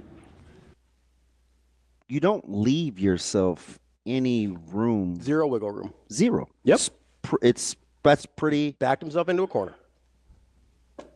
But we'll focus on the other 98%. I think the other 98% matters. Again, the difference between using but and. I didn't have to add anything. Fair. I didn't have to add anything. Shane, I mean, just in case we think he meant something other than what he meant, was he said what, Shane? I'm upset with everybody in that locker room, my assistant coaches and my players. I mean, I don't need to do anything else. I almost got 500 wins. I'm only 53. But hey, what he really meant was, and that. I think he said what he meant. Okay. I think he's okay backing himself into a corner there. I mean, it's a joke. It is a joke. Who's laughing? They're completely delusional about who they are. We're talking about leadership. My man said, I don't need to do anything else. Man, we didn't even get to the part I wanted to talk about. The delusional? Yes. Well, you coach. Yeah. Right? So, and you've seen plenty of delusional people. Yeah. Yeah. It drives me crazy. No, I get it. Like there might not be a more delusional group of people than people that should be playing NAI sports that don't think they should be playing NAI sports. I'm with you. It's wild. Like it is a wild world out there. That's okay though. That's all right. Coming up next, we're going to talk to Brian Edwards, our Vegas insider. See if he's got any thoughts on college football playoff. What else we got? We got some NFL playoffs this weekend. Yeah, I can't wait. We got a lot going on. I just want to know what other coaches are going to be on the move, too. Can we get lines for that? Ooh, I do like a little coaching search. That's DB. I'm Ravi, Lulla, more Hurrdat Sports Radio. Coming up next. Wrapping up hour number 2 here on Hurrdat Sports Radio, AM 590, ESPN Omaha, ESPN Tri-Cities. That's DB. I'm Ravi Lulla here at Hurrdat Sports Bar and Grill. We are joined now by our friend Brian Edwards, Vegas insider from Major Wager. What's up, B? Oh, we don't have noise. Oh, man. We had a couple weeks in a row. Look, he's clicking his button. He's going to the button. We had He's a going to the couple button. weeks in a row that were going well. He's going to the button. I don't even think he was plugged in. There he goes. We still got nothing. This might be No, we got to make sure he gets audio because my man is like wearing a toque today. It's probably like 70 degrees in Florida. My man's got a beanie on. They came out here and turned our heat off in the restaurant. Oh, little Ryan Peters? Yeah. Yeah, he did do that. We still don't have you, B. I don't know what's happening. Shane, is this a you problem? Shane, I have got to get Brian Edwards on stream. That's my favorite. Yeah, it is awesome when he's on stream. I'm trying to buy my man some time here. So he was 2 for his last 2. I mean, he's on the stream. He's on the video stream. Just we're can't just hear looking him. for a little volume. Which is there like some hidden button over there? Shane, B? you don't have him muted, do you? No, I don't have him muted. I'm just making sure, man. Yeah, I mean, you know what I like the you know what I questions. wanted to say that drives Shane crazy. What's that? Oh, Shane, you crazy. I'm like, better call Sasha. But by the time she gets here, You know what? Actually, what drives me crazy is figure it out. That's a Ravi thing. Who, me? Or maybe a severe thing. I've never done Figure it out. Don't tell me how. Look, goes he's into like the dough. Shane. He said call him. No, He said Call him, Shane. He's great. He like shows the phone. Dude, we got this down to a science. Austin in the chat, our guy AJ. So goes, is he on our team? He goes, what do you mean? Is he on our team? Because AJ's a little bit of a pot stirrer. He goes, I feel like my parents are fighting listening to this argument. Do you know what I mean? Like yeah, he's a little bit of a bleep stir. Yeah. I pledge allegiance to myself. That's what I think Austin would say. He pledges allegiance to the content. Still don't have me? Oh, there he is. What happened? What'd you do, B? What happened? I think his snow hat was on too tight. Oh, we had Wait, you put the things back on. We heard you. You have me? Yeah, Yes. we got you. You got us? Yeah, I don't know what was going on there, guys. We're in. Your snow hat was on too tight. What's with the toque, man? What's the temp there? About 30s. 58? 30s. It's 30s? Man, it's been like upper 30s, low 40s all week. Even in the afternoon, it's been mid upper 40s. It's too cold for me, gentlemen. If we got the 35 degrees, I have a whole chicken that's brining. I would put that thing on the smoker for smoked white chicken chili. But we can't we can't get out of the 20s. It's supposed to be 34 Right. today. So your boy It's supposed to be 34 today. And I'm a charcoal wood guy, so it's not on the Traeger, so I got to be out there. What he's trying to tell you is, much like Mick Cronin's players, he's soft. I like that. I heard that song. Don't get him started. This is Ravi Lulla writing for Mick Cronin hour. Don't tell me you want white chicken chili if you're going to be soft. I like Mick. Mick's got 500 wins, and he's the hungriest, most passionate guy on the court. I don't need to I've do had anything some else. great meals. I don't need to do anything I've else. made white chicken chili before. All right, B. I almost had to choke Ravi Lulla earlier, but we're good.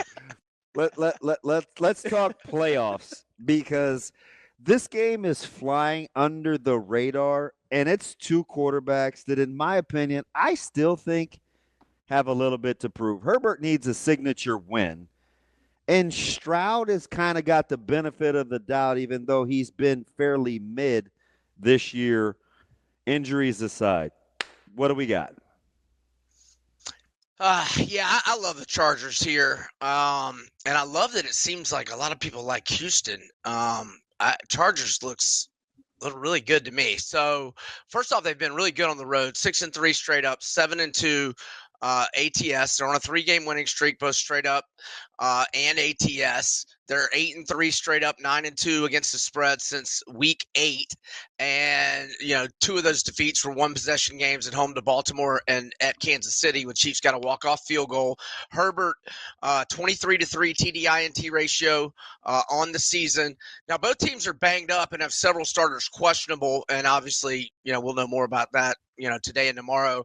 But I think it's probably going to be about a wash, and Stephon Diggs and Tank Dell missing, I think, is the most glaring injuries, although they've existed for a while, but that's why Houston hasn't been that good lately, just 4-5 straight up, 4-4-1 ATS in their last 9. I like the Chargers a lot here, and I'll also point out, since Diggs went down with the injury, Stroud's only got a 9-9 TDI-INT ratio, giving the Chargers. Yeah, he's giving it to the other team quite a bit. B, I'm going to ask this one so you don't make our guy DB sad over here. You like Baltimore in like every which way this weekend. Like, which different ones you got? Is this because Florida's keeping Napier? Is it gotten personal? No, not at all, man. Right, you're like, shoot, I like money a lot more than I like the Gators, man. I'm riding with the Ravens. Right. That's right. So my favorite's the team total over 26.5, and we know Pittsburgh's got a really good defense, but the offense hasn't given it much help lately. And in 3 of the last 4 games, Pittsburgh's given up 29, 34, and 27, and the 34 was at Baltimore. And last 4 games, Baltimore scored 35, 31, 34, and 35. They've scored at least 28 12 times and 30 or more 11 times. So the team total for Baltimore is my favorite. But I'm okay with them in the first half, -6. And if your team total in the first half is 13.5, I like it over. If it's 14.5, I would not mess with it. Yeah, and I'm going to have them in a money line parlay that I'll tell you about in a minute. Total in this one is 50.5. ATS, it's a key number. Tampa Bay appears to be able to score on anyone, but, I mean, they're going to have to score a lot. That defense has been a little shaky. Just 3 at home. What do you like? I like Washington. So these teams played each other in week 1. It was 37-20 Tampa, but I thought it was a little closer than the score indicated. Washington missed a field goal off a 10-play drive in the first half. They missed a field goal on a 12-play drive, the opening of the second half. And, yeah, Tampa Bay got it done. But that was, game 1 with Daniels. He actually played good in that game. He had 88 rushing yards and 2 touchdowns. They're on a 5-game winning streak. And before that, it was a 3-game losing streak where I thought they coulda, woulda, won all those games. I mean, they had a 4th quarter lead at Philly. Probably they didn't deserve to win that one. But anywho, I just like the form Washington's in. And, yeah. And also, they're 3-2-1 ATS as an underdog with 3 outright wins. I like the Commanders. So, B, I'm very risk averse in my real life, but when I'm betting, I love a parlay. So, tell me about this money line parlay you got for us. Risk averse. It's the this 3. Dude, it's a crapshoot. I like him every day he comes to work. There's no aversion there. It's not a crapshoot. It's always no.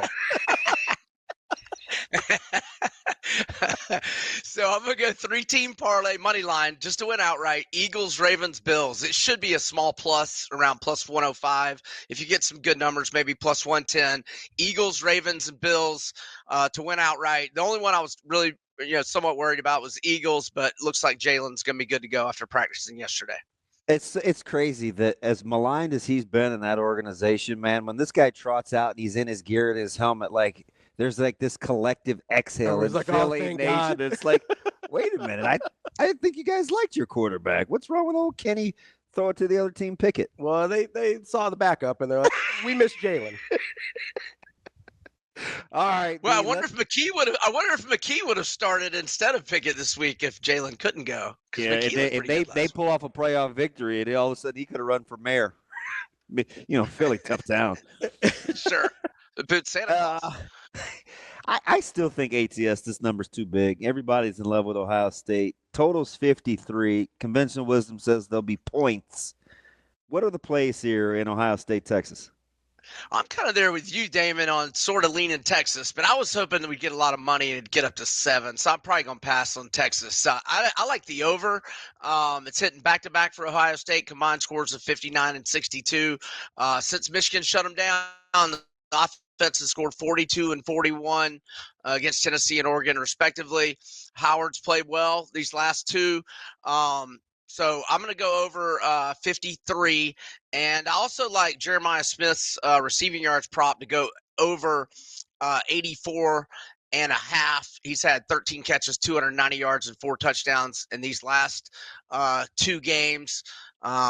So I think they're going to go to Smith. I think he gets a lot of targets. So I like that over, and then over 53 for the game. B, the other playoff, Notre Dame at Penn State. That's a real tight line, -1 Notre Dame. Is there a place that you like that play? Yeah, super small opinion on Notre Dame. I'm just going to go with the Irish. I don't have a lot of fancy stats or reasons why. I just kind of feeling them, but it's not a big opinion whatsoever. Well, they're going to win the national championship, so it's a good opinion on your side. Hey, Ravi, I had the Seminoles last night. Miami's auto fade mode right now. Hey, so you know what's funny about that? I just got to take 20 seconds because I got a good buddy that is a huge Miami guy, and he was quoting me all these stats yesterday, B, about bad losses and bad luck and unexpected wins, and Miami was due and the line stinks, and oh god, he was like unloading on Miami. And with each minute B that game was being played, like at the 4-minute mark, he's like, I effing can't believe I bought the line on this. Like, what a that's a bad basketball team. Yeah, it is. And Nigel Pack is their leading scorer, and he's been out 4 or 5 games. But yeah, they're auto fade right now. Hey, just like Florida State was in football season. B, we appreciate the time as always. We'll talk to you next week. Thanks, B. All right, fellas. Y'all have a good one. Thanks. More Hurrdat Sports Radio coming up next. Welcome back, Hurrdat Sports Radio, presented by Centris Federal Credit Union. We're live on AM 590 ESPN Omaha, ESPN Tri-Cities, and KFOR in Lincoln. That's DB. I'm Ravi Lulla. Joining us now is our dear friend, Millard North guy, Michael Bruntz of Husker 24/7. What's up, Michael? Hello, how's it going? Hi, Mike. How are we doing? Not bad. Yeah, Not bad. It feels weird to hear you call him Mike. I don't like that. Probably the wrong guy to ask, but so I have some peers that are.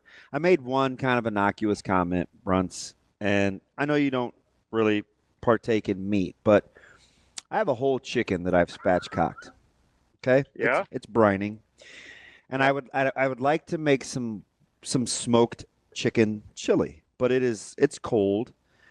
And I get it, contrary to my ethnic stereotype. I do like to be outside in the cold, and I can handle temps. I'm more worried about being able to have my smoker hold the temp.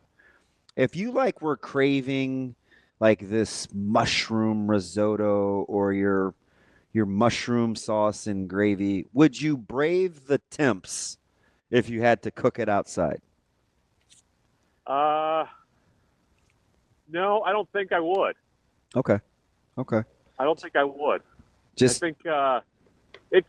I mean, you just probably had. When was this taking place? Was this like yesterday? Well, I was going to do it yesterday, but I figured another 18 hours in the brine would probably be better. So I'm like, 31 today. I may do it today. It hasn't taken place because he's soft, Bruntz. See, Mick Cronin over here is telling me that I'm one of his players. I'm soft, Ravi, and I'm delusional thinking that I can pull this off. The hungry dog gets the bone. You don't have any. You don't have any energy. He's the most. You're not the most energetic guy there at the smoker. Yeah, I'm just saying, if he was a hungrier dog, he'd cook that chicken. That's true. Oh. Okay, Bruntz, you're out. You're out. All right, Bruntz, how do we feel? Hey, wait, is it weird that Mick Cronin, when he wears the suit all game? This is something I noticed. Just go with me. Okay.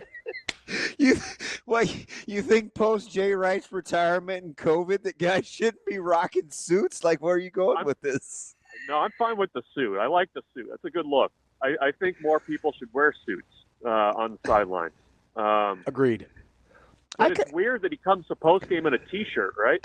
So you think it's weird that he does a wardrobe change to be less formal for the press conference? Like you wear it all game. What's another 10 minutes? That's a good point. He's basically doing the Uno reverse here. Instead of wearing the casual during the game, he changes immediately. Right. It's weird. Yeah. It is weird. You're right. Like it feels like it's you're not dressing for the right meeting, I think is probably the best way to say it. What's the thing? Dress for the job you want, not the one you have. Yeah. So maybe he does maybe because he has been so good and check his record and he can't do anymore that he's ready to do something different. Maybe that's what he was telling us. I've noticed that a couple times. I noticed it the other day in Lincoln. I was like, why is he wearing a T-shirt? He was wearing a suit just a minute ago, and then I think he had a pullover on or like a quarter zip or something when he was going off after the Michigan loss. Things I noticed. He did. He had one of those. I call them baseball shirts, like one of those not mesh, but like one of those polyester like baseball half zips. You know what I mean? Like a baseball coach's shirt. God bless Mike Bruntz for stirring up the Mick Cronin thing again. I almost I don't need to do anything else. I don't need to do anything else. He's gonna run some foul poles after the press conference, and that's Yeah, it looks like he's gonna go grab a fungo. You know? yeah. Just start ripping some ground balls at somebody. Maybe that would get his players to have a little dog in them. Yeah.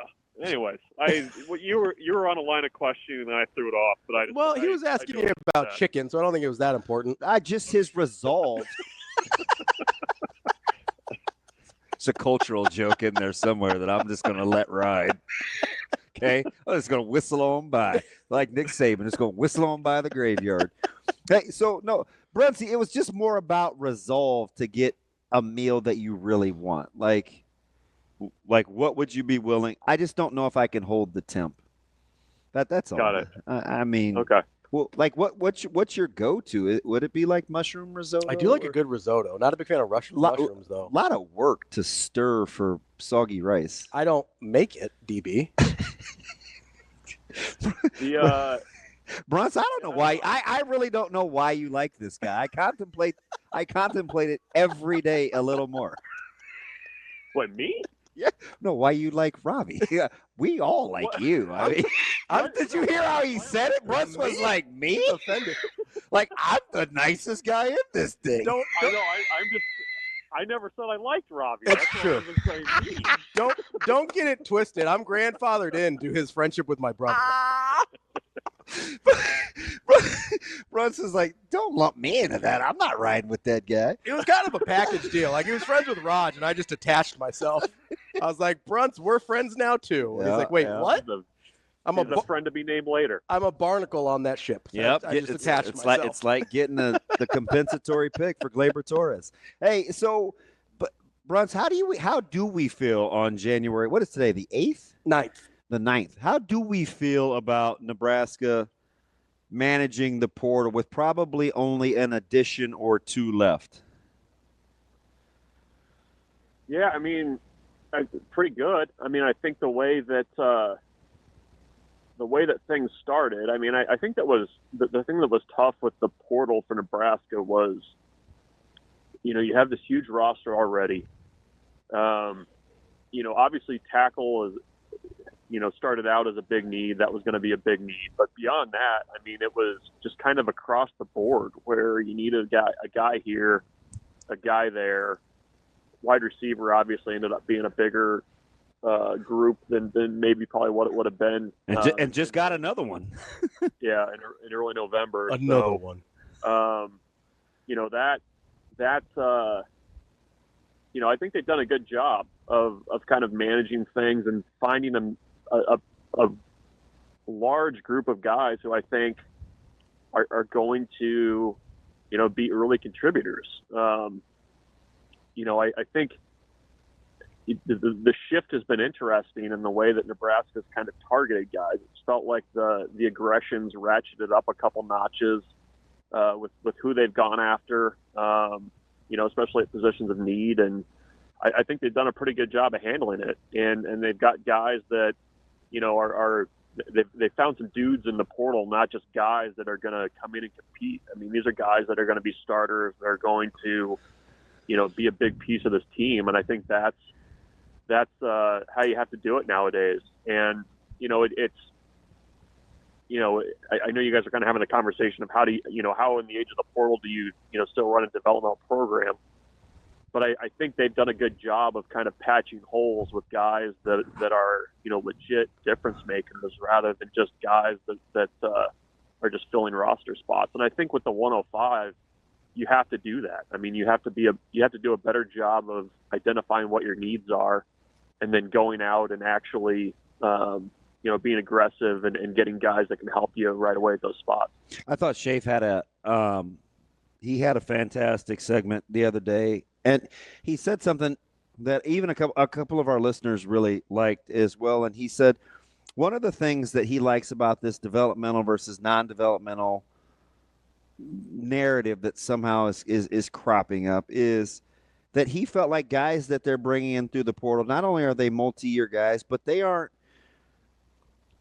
for lack of a better term, they aren't growth stymiers to other guys at key positions, right? Like it's more of a, we can get these guys ready to play while not killing or stunting the growth of guys that we currently have on the roster. Do you kind of see it like that as well? I did, yeah. I mean, and I think I thought that was a really good point. Yeah, I think that's how you have to do it along the lines, right?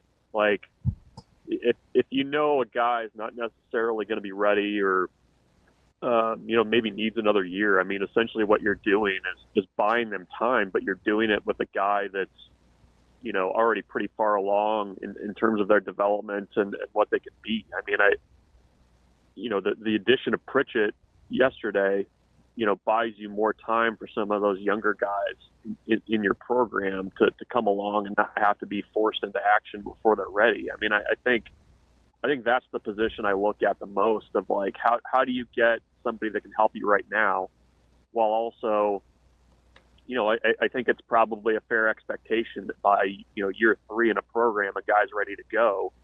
And I think that's where kind of that first group of offensive linemen that Nebraska signed, that's where they're at. And, the Grant Brickses are going into their second year in the program and coming along. So I think that's kind of the delicate balance that you can strike with your portal additions. I mean, it doesn't have to be.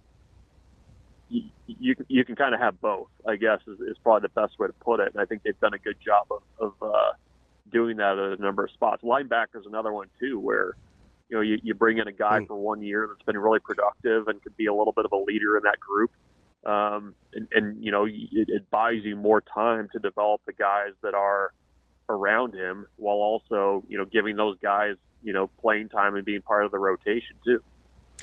We're talking with Michael Bruntz, Husker 24/7.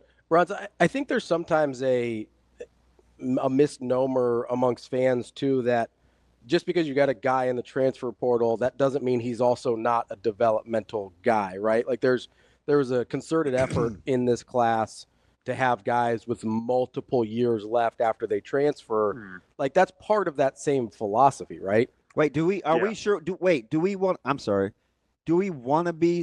want to be developmental, or do we think that's changed? Let's start there. And then fair. Do we want to be developmental, Bruntz? We think the coaches do. I don't know. What do you think? Well, I think everybody does. Okay. All right.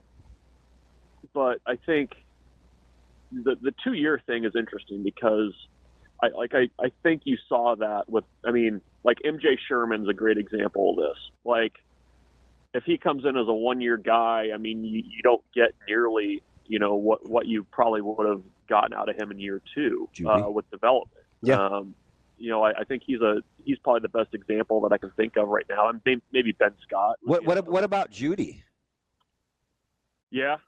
Well, how many snaps did he played in college when he got to Nebraska? Like it was like you were the 10. Yeah. He had not played very much. So, I think with the class now, like Gabe Marks is a guy that he's never played a college snap, but there's something you feel pretty good about there. To bring him in and bring him along. Pritchett's the same way. Just because he started at Alabama doesn't mean he's a, finished product and draft ready right out of the gates. There's going to have to be growth there. And I think sometimes too, you have to allow that guys, when they go to a new program, are going to benefit from a change of scenery. Like it's a different coach coaching you. It's a different approach. And I think sometimes guys can respond pretty well to that. So, I think they've got, Andrew Marshall, the cornerback that they brought in from that they're bringing in from Idaho. I'm sure he's going to be significantly better, after his second year at Nebraska than he is coming in. So, there are definite. You can be a plug and play guy and come in and play a ton right away. But I think guys aren't just going to stay static the second they get on campus. There's a potential for growth there for a lot of those guys. Bruntz, as you look at the class as a whole, is there anywhere you think they've missed in terms of filling up holes for this next season? Or even if there's no one left to add to this class, you're like, yeah, I think they pretty much nailed what they needed to.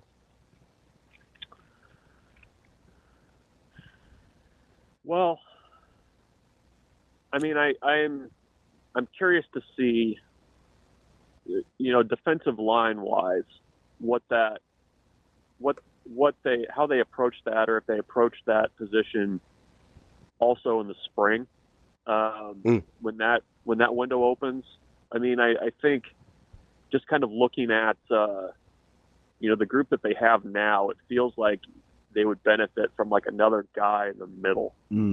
And I think that's probably true of a lot of teams are probably saying like, hey, we could really use a 300-pound guy in the middle to go in there and play a bunch of snaps.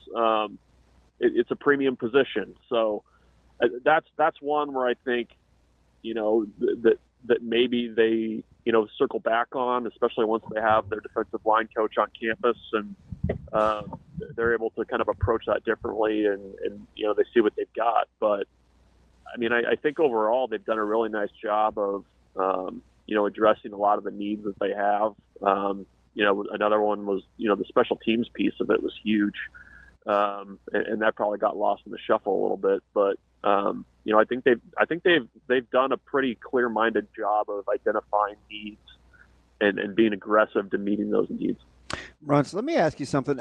We talk developmental and this, that, and the other all the time, and it's weird because a lot of times we don't talk about it as it relates to guys that are currently on the roster. If you had your druthers and Nebraska was going to truly get over the hump as a developmental program, what guy would you start with that needs to develop the most? Just one player? I have one. Could I convince you that it's Dylan Raiola? You could. Yeah, you could do that. Do you know why I say that? And I'm just thinking about this. I wish I would have waited for your answer. That's pretty bad radio. I just started at this, Bruntz, so cut me some slack. Literally that's my third week. Why don't you just tell me who the player is? So this would be my I don't like either one of you now. So one of the reasons why I think why Dylan comes to mind is because I envision this guy, like, what if he's in kind of this elite level shape, gives me just a little bit of a running threat, or mechanics, or just there's a multitude of things I think right off the top of my head where I'm like, ooh, if he could go from this to this, that would change things dramatically. Maybe that's not who you would start with, but that's the first guy that I thought of as like, man, what if this guy developed into being the guy that we all think he's capable of being? Yeah, no, I hit on a few more of those deep balls. I mean, that looks a lot different. Yeah, I mean, that's a fair and he's already really good, right? So it's like normally wouldn't start with him, but that one intrigues me. Yeah. Well, I mean, if you're going to talk development, I mean, you've got a guy that, has only been with his quarterback coach for a year, has a relatively brand new offensive coordinator that, I don't think that, the developmental work that you're talking about, I don't know how much of that you can actually do in the middle of the season when you're trying to figure out an offense and get everybody on the same page. I mean, I can't imagine that there was a ton of that, especially on the field type stuff. So, yeah, I mean, it's having a full off season for Dylan is huge. My sense is that Dana has a pretty strong opinion on how he wants things to look and how he wants things to run. And I think that's something that can also help a young quarterback too. And even when there's in Dana's background where maybe he's had a quarterback that maybe doesn't have the talent of Dylan, I think that quarterback's benefited a lot from the system and his coaching. So yeah, I mean, I think it's that's probably not where I would have gone either, but I'll go with you there. I think that's a pretty good answer. Well, give me another one too, because a lot of times people don't talk about developing one of your better players, but that one intrigues me just for the reasons I said. If I hadn't have asked a leading question and an answer, as a first-time radio guy, what would you? Is it really that funny, Ravi? That's why I don't like you. That's why I like you. That's an old Seinfeld thing with the movie phone reference. Like, why don't you just tell me the movie you're looking for? I don't know. Is like what does Emmett Johnson look like with another a developmental off season? I mean, I think he's got potential in that offense to be pretty good. He's pretty good towards the end of the season. I mean, I think he's a guy that you need to continue to develop because it feels like. Could EJ go from 15 to 22 touches? Yeah, I mean, wouldn't that be, that's interesting. Does it feel like with him? I was thinking about this the other day, and I could be completely wrong, but it feels like he's kind of at that point that Divino Zigbo was at before Divino Zigbo took off. The guy that they played by accident? Yes. Yeah. That's interesting. You know what? I wouldn't have said him, but now I'm a Zigbo. Yeah, a Zigbo. Now I'm curious. So, like, if you're talking like portal additions and what Nebraska's added, I mean, they have not done anything at the running back spot. So yeah, no, like not even visits. Yeah, they have seemed uninterested in the running back spot. So, I mean, that would be a guy that I would watch really closely in the spring to be like, okay, is he able to make that next step to where, across a 12-game season, I mean, is he inching towards 1,000 yards, which Nebraska has not sniffed in quite a while. So, since since the Zigbo, if you're going, I mean, if you're talking veterans that I think people probably think of as close to finished products and development, I mean, I think that's another place I'd go. Oh my God, Will's got one. See, my head went immediately to the lines. So, we got a guy on our stream. This one's interesting too. He says RVP. I think Judy may be in that too. Like, what if Judy turns out to be really good? I was thinking one of those guys or one of the offensive linemen. RVP is interesting. Yeah. Judy. Well, I mean, Judy's interesting too. I mean, remember last year they were saying he was like an X factor on that defense, like, and it just never happened. That's always kind of been in the back of my head with him. Obviously Nebraska sees a higher ceiling for him that he has to get to. RVP is interesting too because, I mean, if he comes along and is, not Ty Robinson, but takes a step towards being Ty Robinson, I mean, that defensive line looks a heck of a lot different and probably eases my concerns about what's in the middle of that defense. Like, what if Keona Davis just turned into a monster?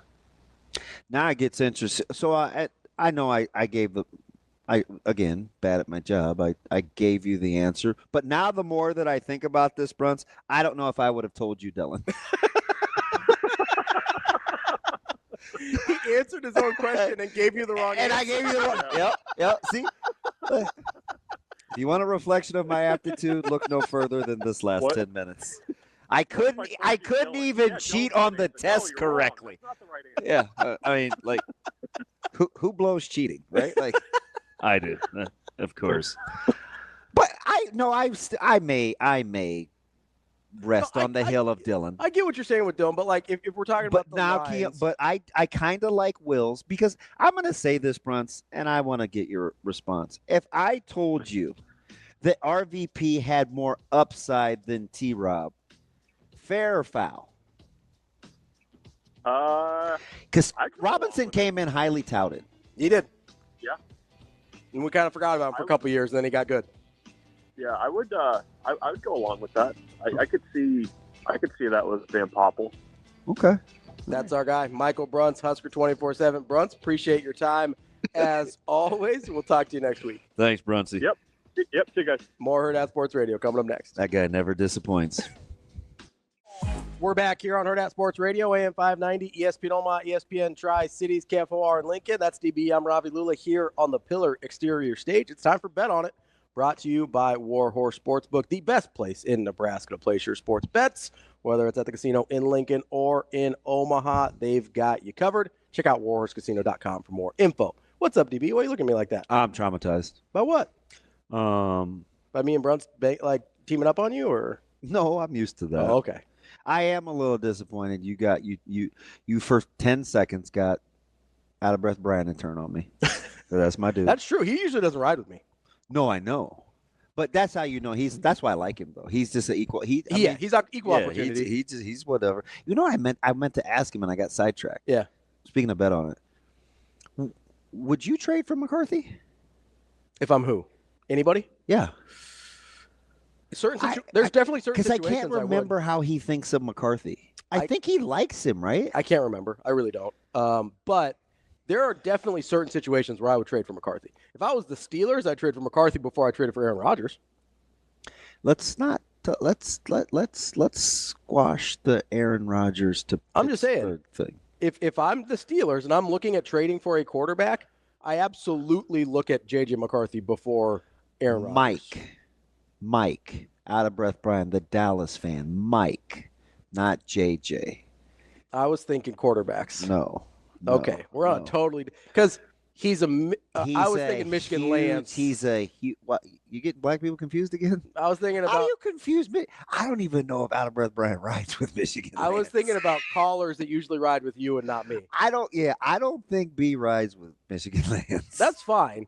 But I was thinking about guys that call in that usually ride with you over me. No, he's a Dallas guy. Yeah, it was. I don't know what because the permission, no permission, but his contract is up thing is weird. Because as of yesterday, and then Jared just said, "Well, I did that with Zeke."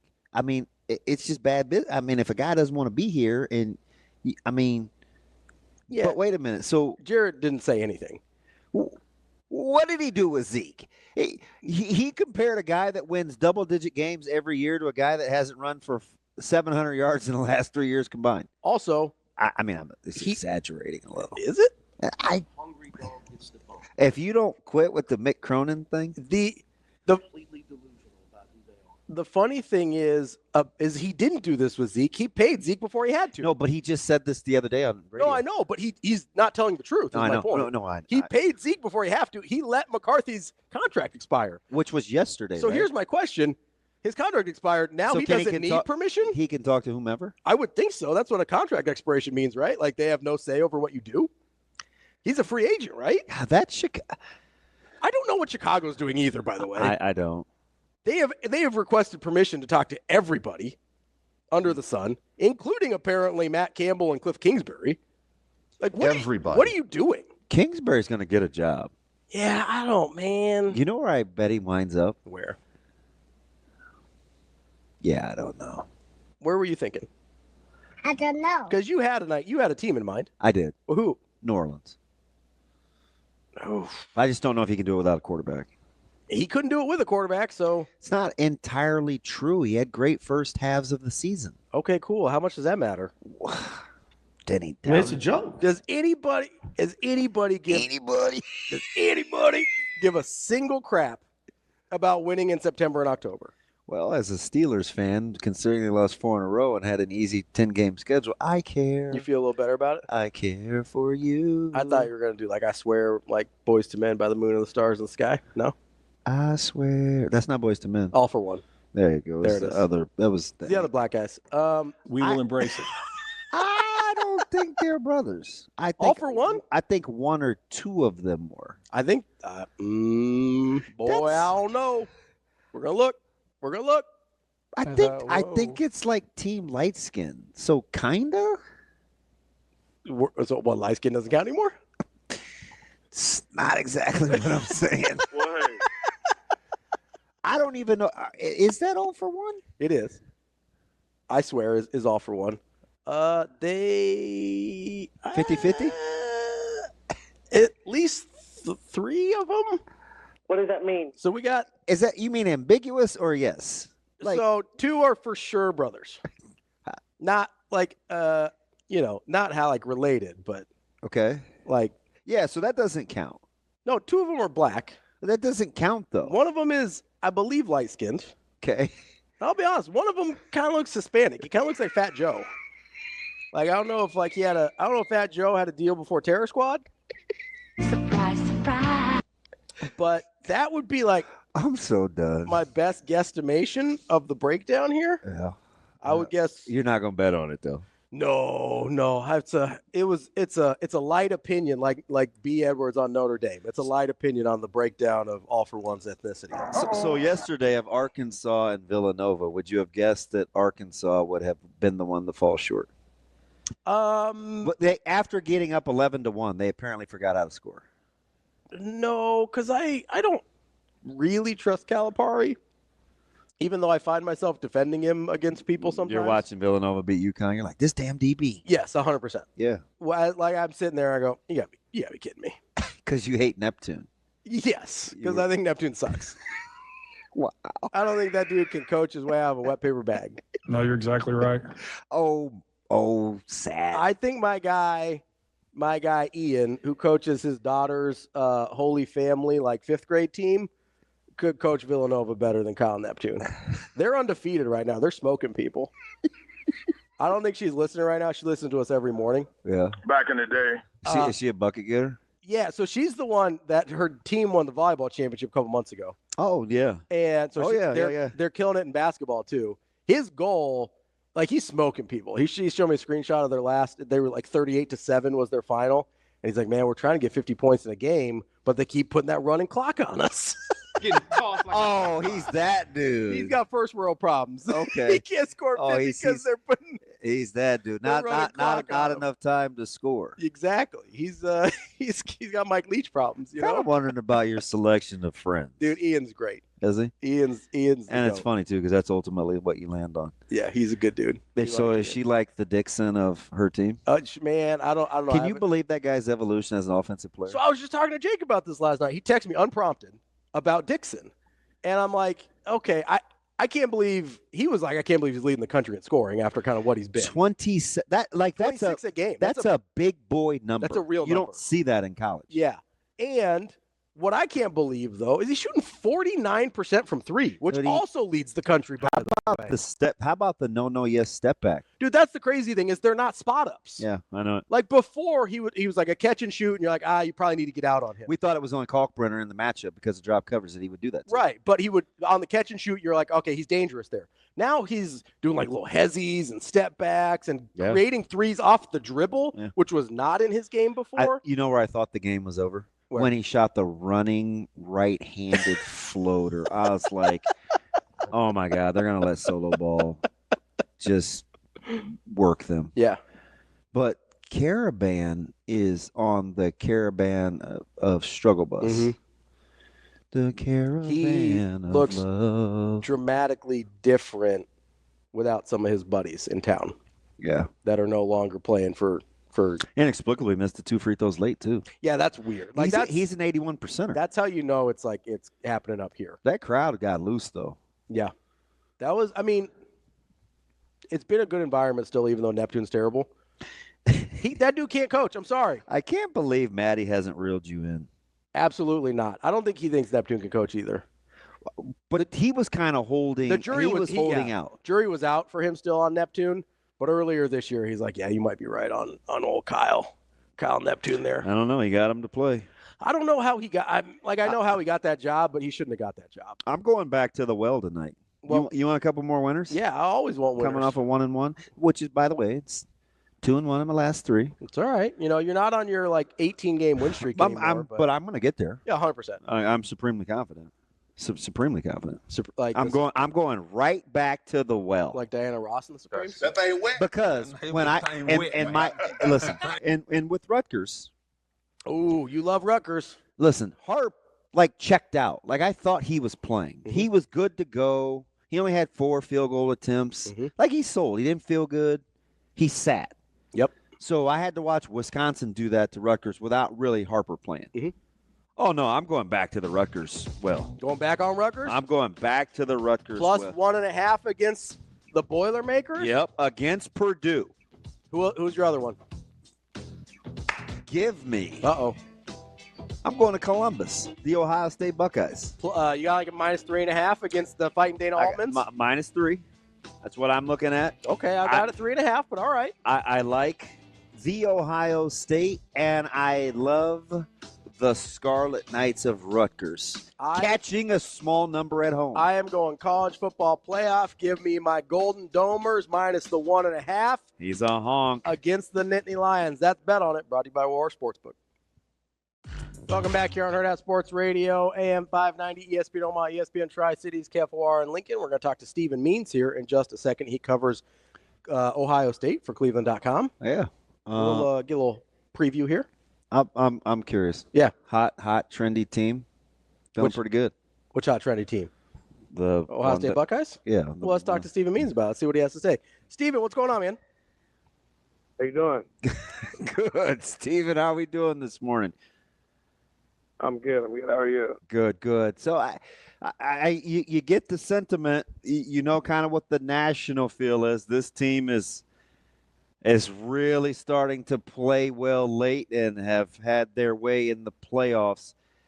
Is it dangerous that Ohio State could still have a little bit of ink on their fingers from reading about themselves as of late? No, because it's not like they've accomplished anything, right? They lost the chance at the Big Ten championship. They lost to Michigan for a 4th year in a row. So this is kind of their only goal that they can accomplish this year, and I think that's probably keeping them pretty locked in and not really being at a threat of having that letdown that I think you expect most people to have when you've had 2 back-to-back performances like this.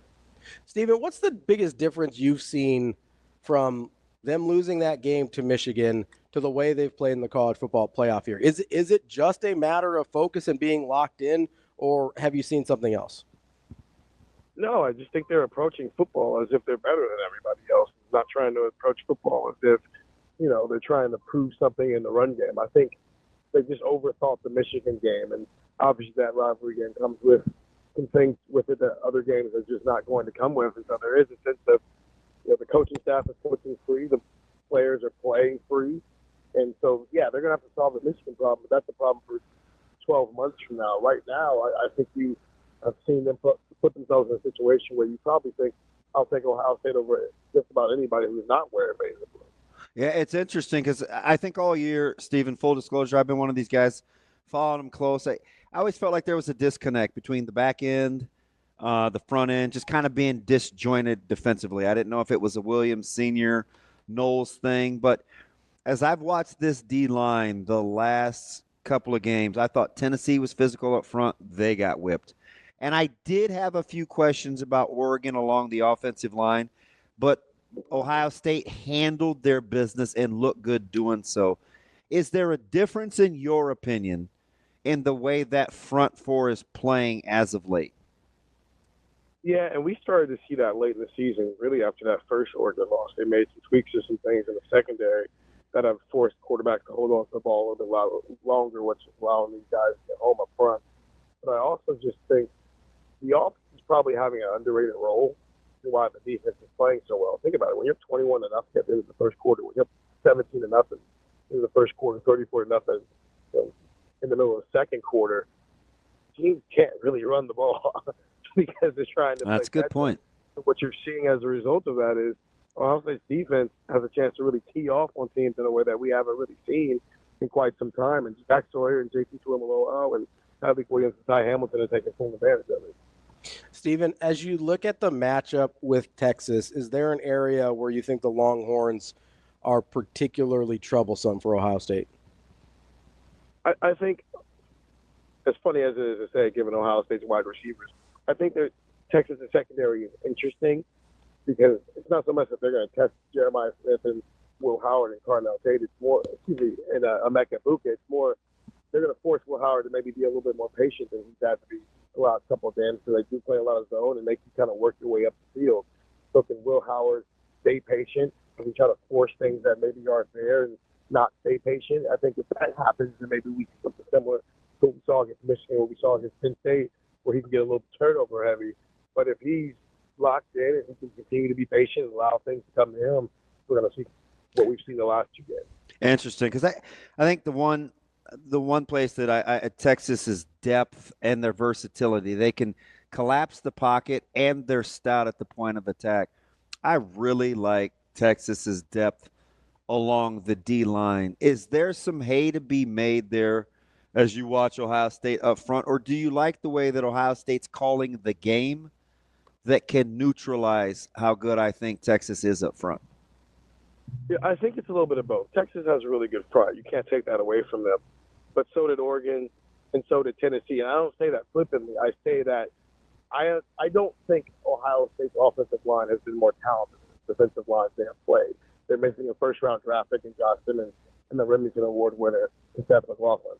But what I do think they have done, Josh Breyer, Chip Kelly, and Ryan Day, have found a way to scheme around what they do have. And while also Donovan Jackson has increased his value significantly as an NFL draft pick than what he's been at a left tackle. So do I think it's going to be easy? No, I don't. But I do know that with Donovan Jackson as a left tackle and the way they've been scheming some things up, they can do this in a way where Colin Simmons and the rest of those guys, they're very good football players, but they don't wreck the game. And that's all that you can really ask this offensive line. Don't allow someone to wreck the game and put up your best effort. They've done that for 2 straight games so far. We're talking with Stephen Means from Cleveland.com. Stephen, you brought up Chip Kelly there, and I'm just curious, on a holistic level this season, how would you grade the job that he's done as offensive coordinator? I think it's a complicated grade that you can't give an A because you overthought the Michigan game. Because of that, you lost it. Mm-hmm. But I think in all the other games that they've played so far, when they were healthy and the way they were running the ball and how creative it looked, the way that they've revamped things with this new offensive line, the way they're throwing the ball around, I think you can give them at least a B in this situation. If you're taking a look at kind of Tennessee and then Oregon in terms of, I get the whole, listen, guys are open. Let's not overthink it. We don't need to be as physical as the run game. With how Texas plays and potentially if you come out of the back end for a championship game, will getting back to the ground game need or be a factor before it's all said and done? I don't think so. I think their approach has to be, let's see if a team can stop Jeremiah Smith and Emeka Egbuka. That's where you start things. Because if you notice, it's not like Will Howard's throwing the ball 50 times a game right now. Right. He's throwing it 20 to 35 times a game, really even less than that, 20 to 30 times a game.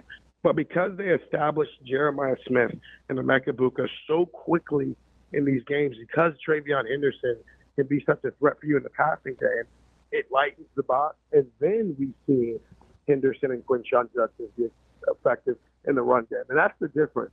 Early in the season, before the offensive line injuries, you can flip that. You can start with the run game and have it open up your passing game. No, they have to establish Jeremiah Smith is the best player in football in this game. He might be the best player in college football right now. You have to force Texas to figure him out, because if they have to be forced to figure that out, it can open everything else for you. Okay, Stephen, I'm glad you brought up Jeremiah Smith here, because DB and I have talked about this quite a bit, where it seems like at least once, a lot of times 2 or 3 times a game, Jeremiah just finds himself running. Teams just turn him loose, wide open, and they I don't. So tell me what you're seeing there. Is that a scheme thing that we have to give credit to Ryan Day, Chip Kelly? Is that just hey, Jeremiah Smith is just that much better than everyone else? Like, when you see him just running free multiple times a game, when everybody knows who he is and how good he is, like, how are you seeing that happen? Yes. Fair. Okay. I do. So can I just say this, Stephen, because you keep it 100. Like, Oregon did a poor job of just turning this guy loose. And I love the fact that a guy like Roman Harper could say, you know what? Like, Jeremiah Smith's a dude, but how about we just know where he lines up at? Like, just start there to give yourself a chance. Sure, but that's like asking every NBA team, hey, you know Stephen Curry's the best three-point shooter of all time. How are you still letting him get three-point shots off? It's seriously, it is. It's every other team's job to take him away. Well, it's Ohio State's job to scheme him open. But it's also Jeremiah Smith's job to go be Jeremiah Smith. So I don't think that it was a lack of preparation or execution or execution, yes, but preparation in the Oregon spot. I mean, Will Howard threw a ball helmet or higher where there were 4 people around Jeremiah Smith, and who came down with the ball. There is an element here of just, are your better players? My dude's better than your dude? Yeah, and the answer so far with Jeremiah Smith through 14 games of his career have been, yes, he's better than everybody else. And I think sometimes we're looking for someone to blame when the only person to blame is number 4 in white. So Scarlet and gray. So the crazy thing is he's going to win 80% of those 50-50 balls, right? Those contested body catches. Yeah. It's running scot-free on over routes or catching a ball in space where he splits like 3 defenders after 15 yards. It's like that. And then the secondary turns around. They look at themselves with the palms up, which is my favorite. Like, what? I'm like, it's Jeremiah Smith. Like, how are we forgetting who this guy is? He's also, I mean, again, like I don't want to spit that, but if you can't blame, he's just that good. He is. Listen, we're talking Serena Williams, LeBron James, Tiger Woods level. Oh, from day one, he was already the guy. Type of guy. Interesting. Hey, I'm holding you. Hey, listen, Steve, I'm holding you to that now. Like, you should. I mean, he dropped his first pass, and ever since then, no one has been able to figure him out. And that is elite company. Yeah. But like, think about it. I mean, think about how we thought about them at step 1. They were this already. He's not one of the best freshmen in the country. They were them. I get you. Jeremiah Smith's one of the best players in the country right now. Yeah. Regardless of how old he is. I'm with you. That's Steven Means, Cleveland.com. Steven, appreciate the time as always, and hope you enjoy the playoff games this weekend. Thanks, Steven. Anytime, guys. Thanks. That's Hurrdat Sports Radio. We'll be back tomorrow.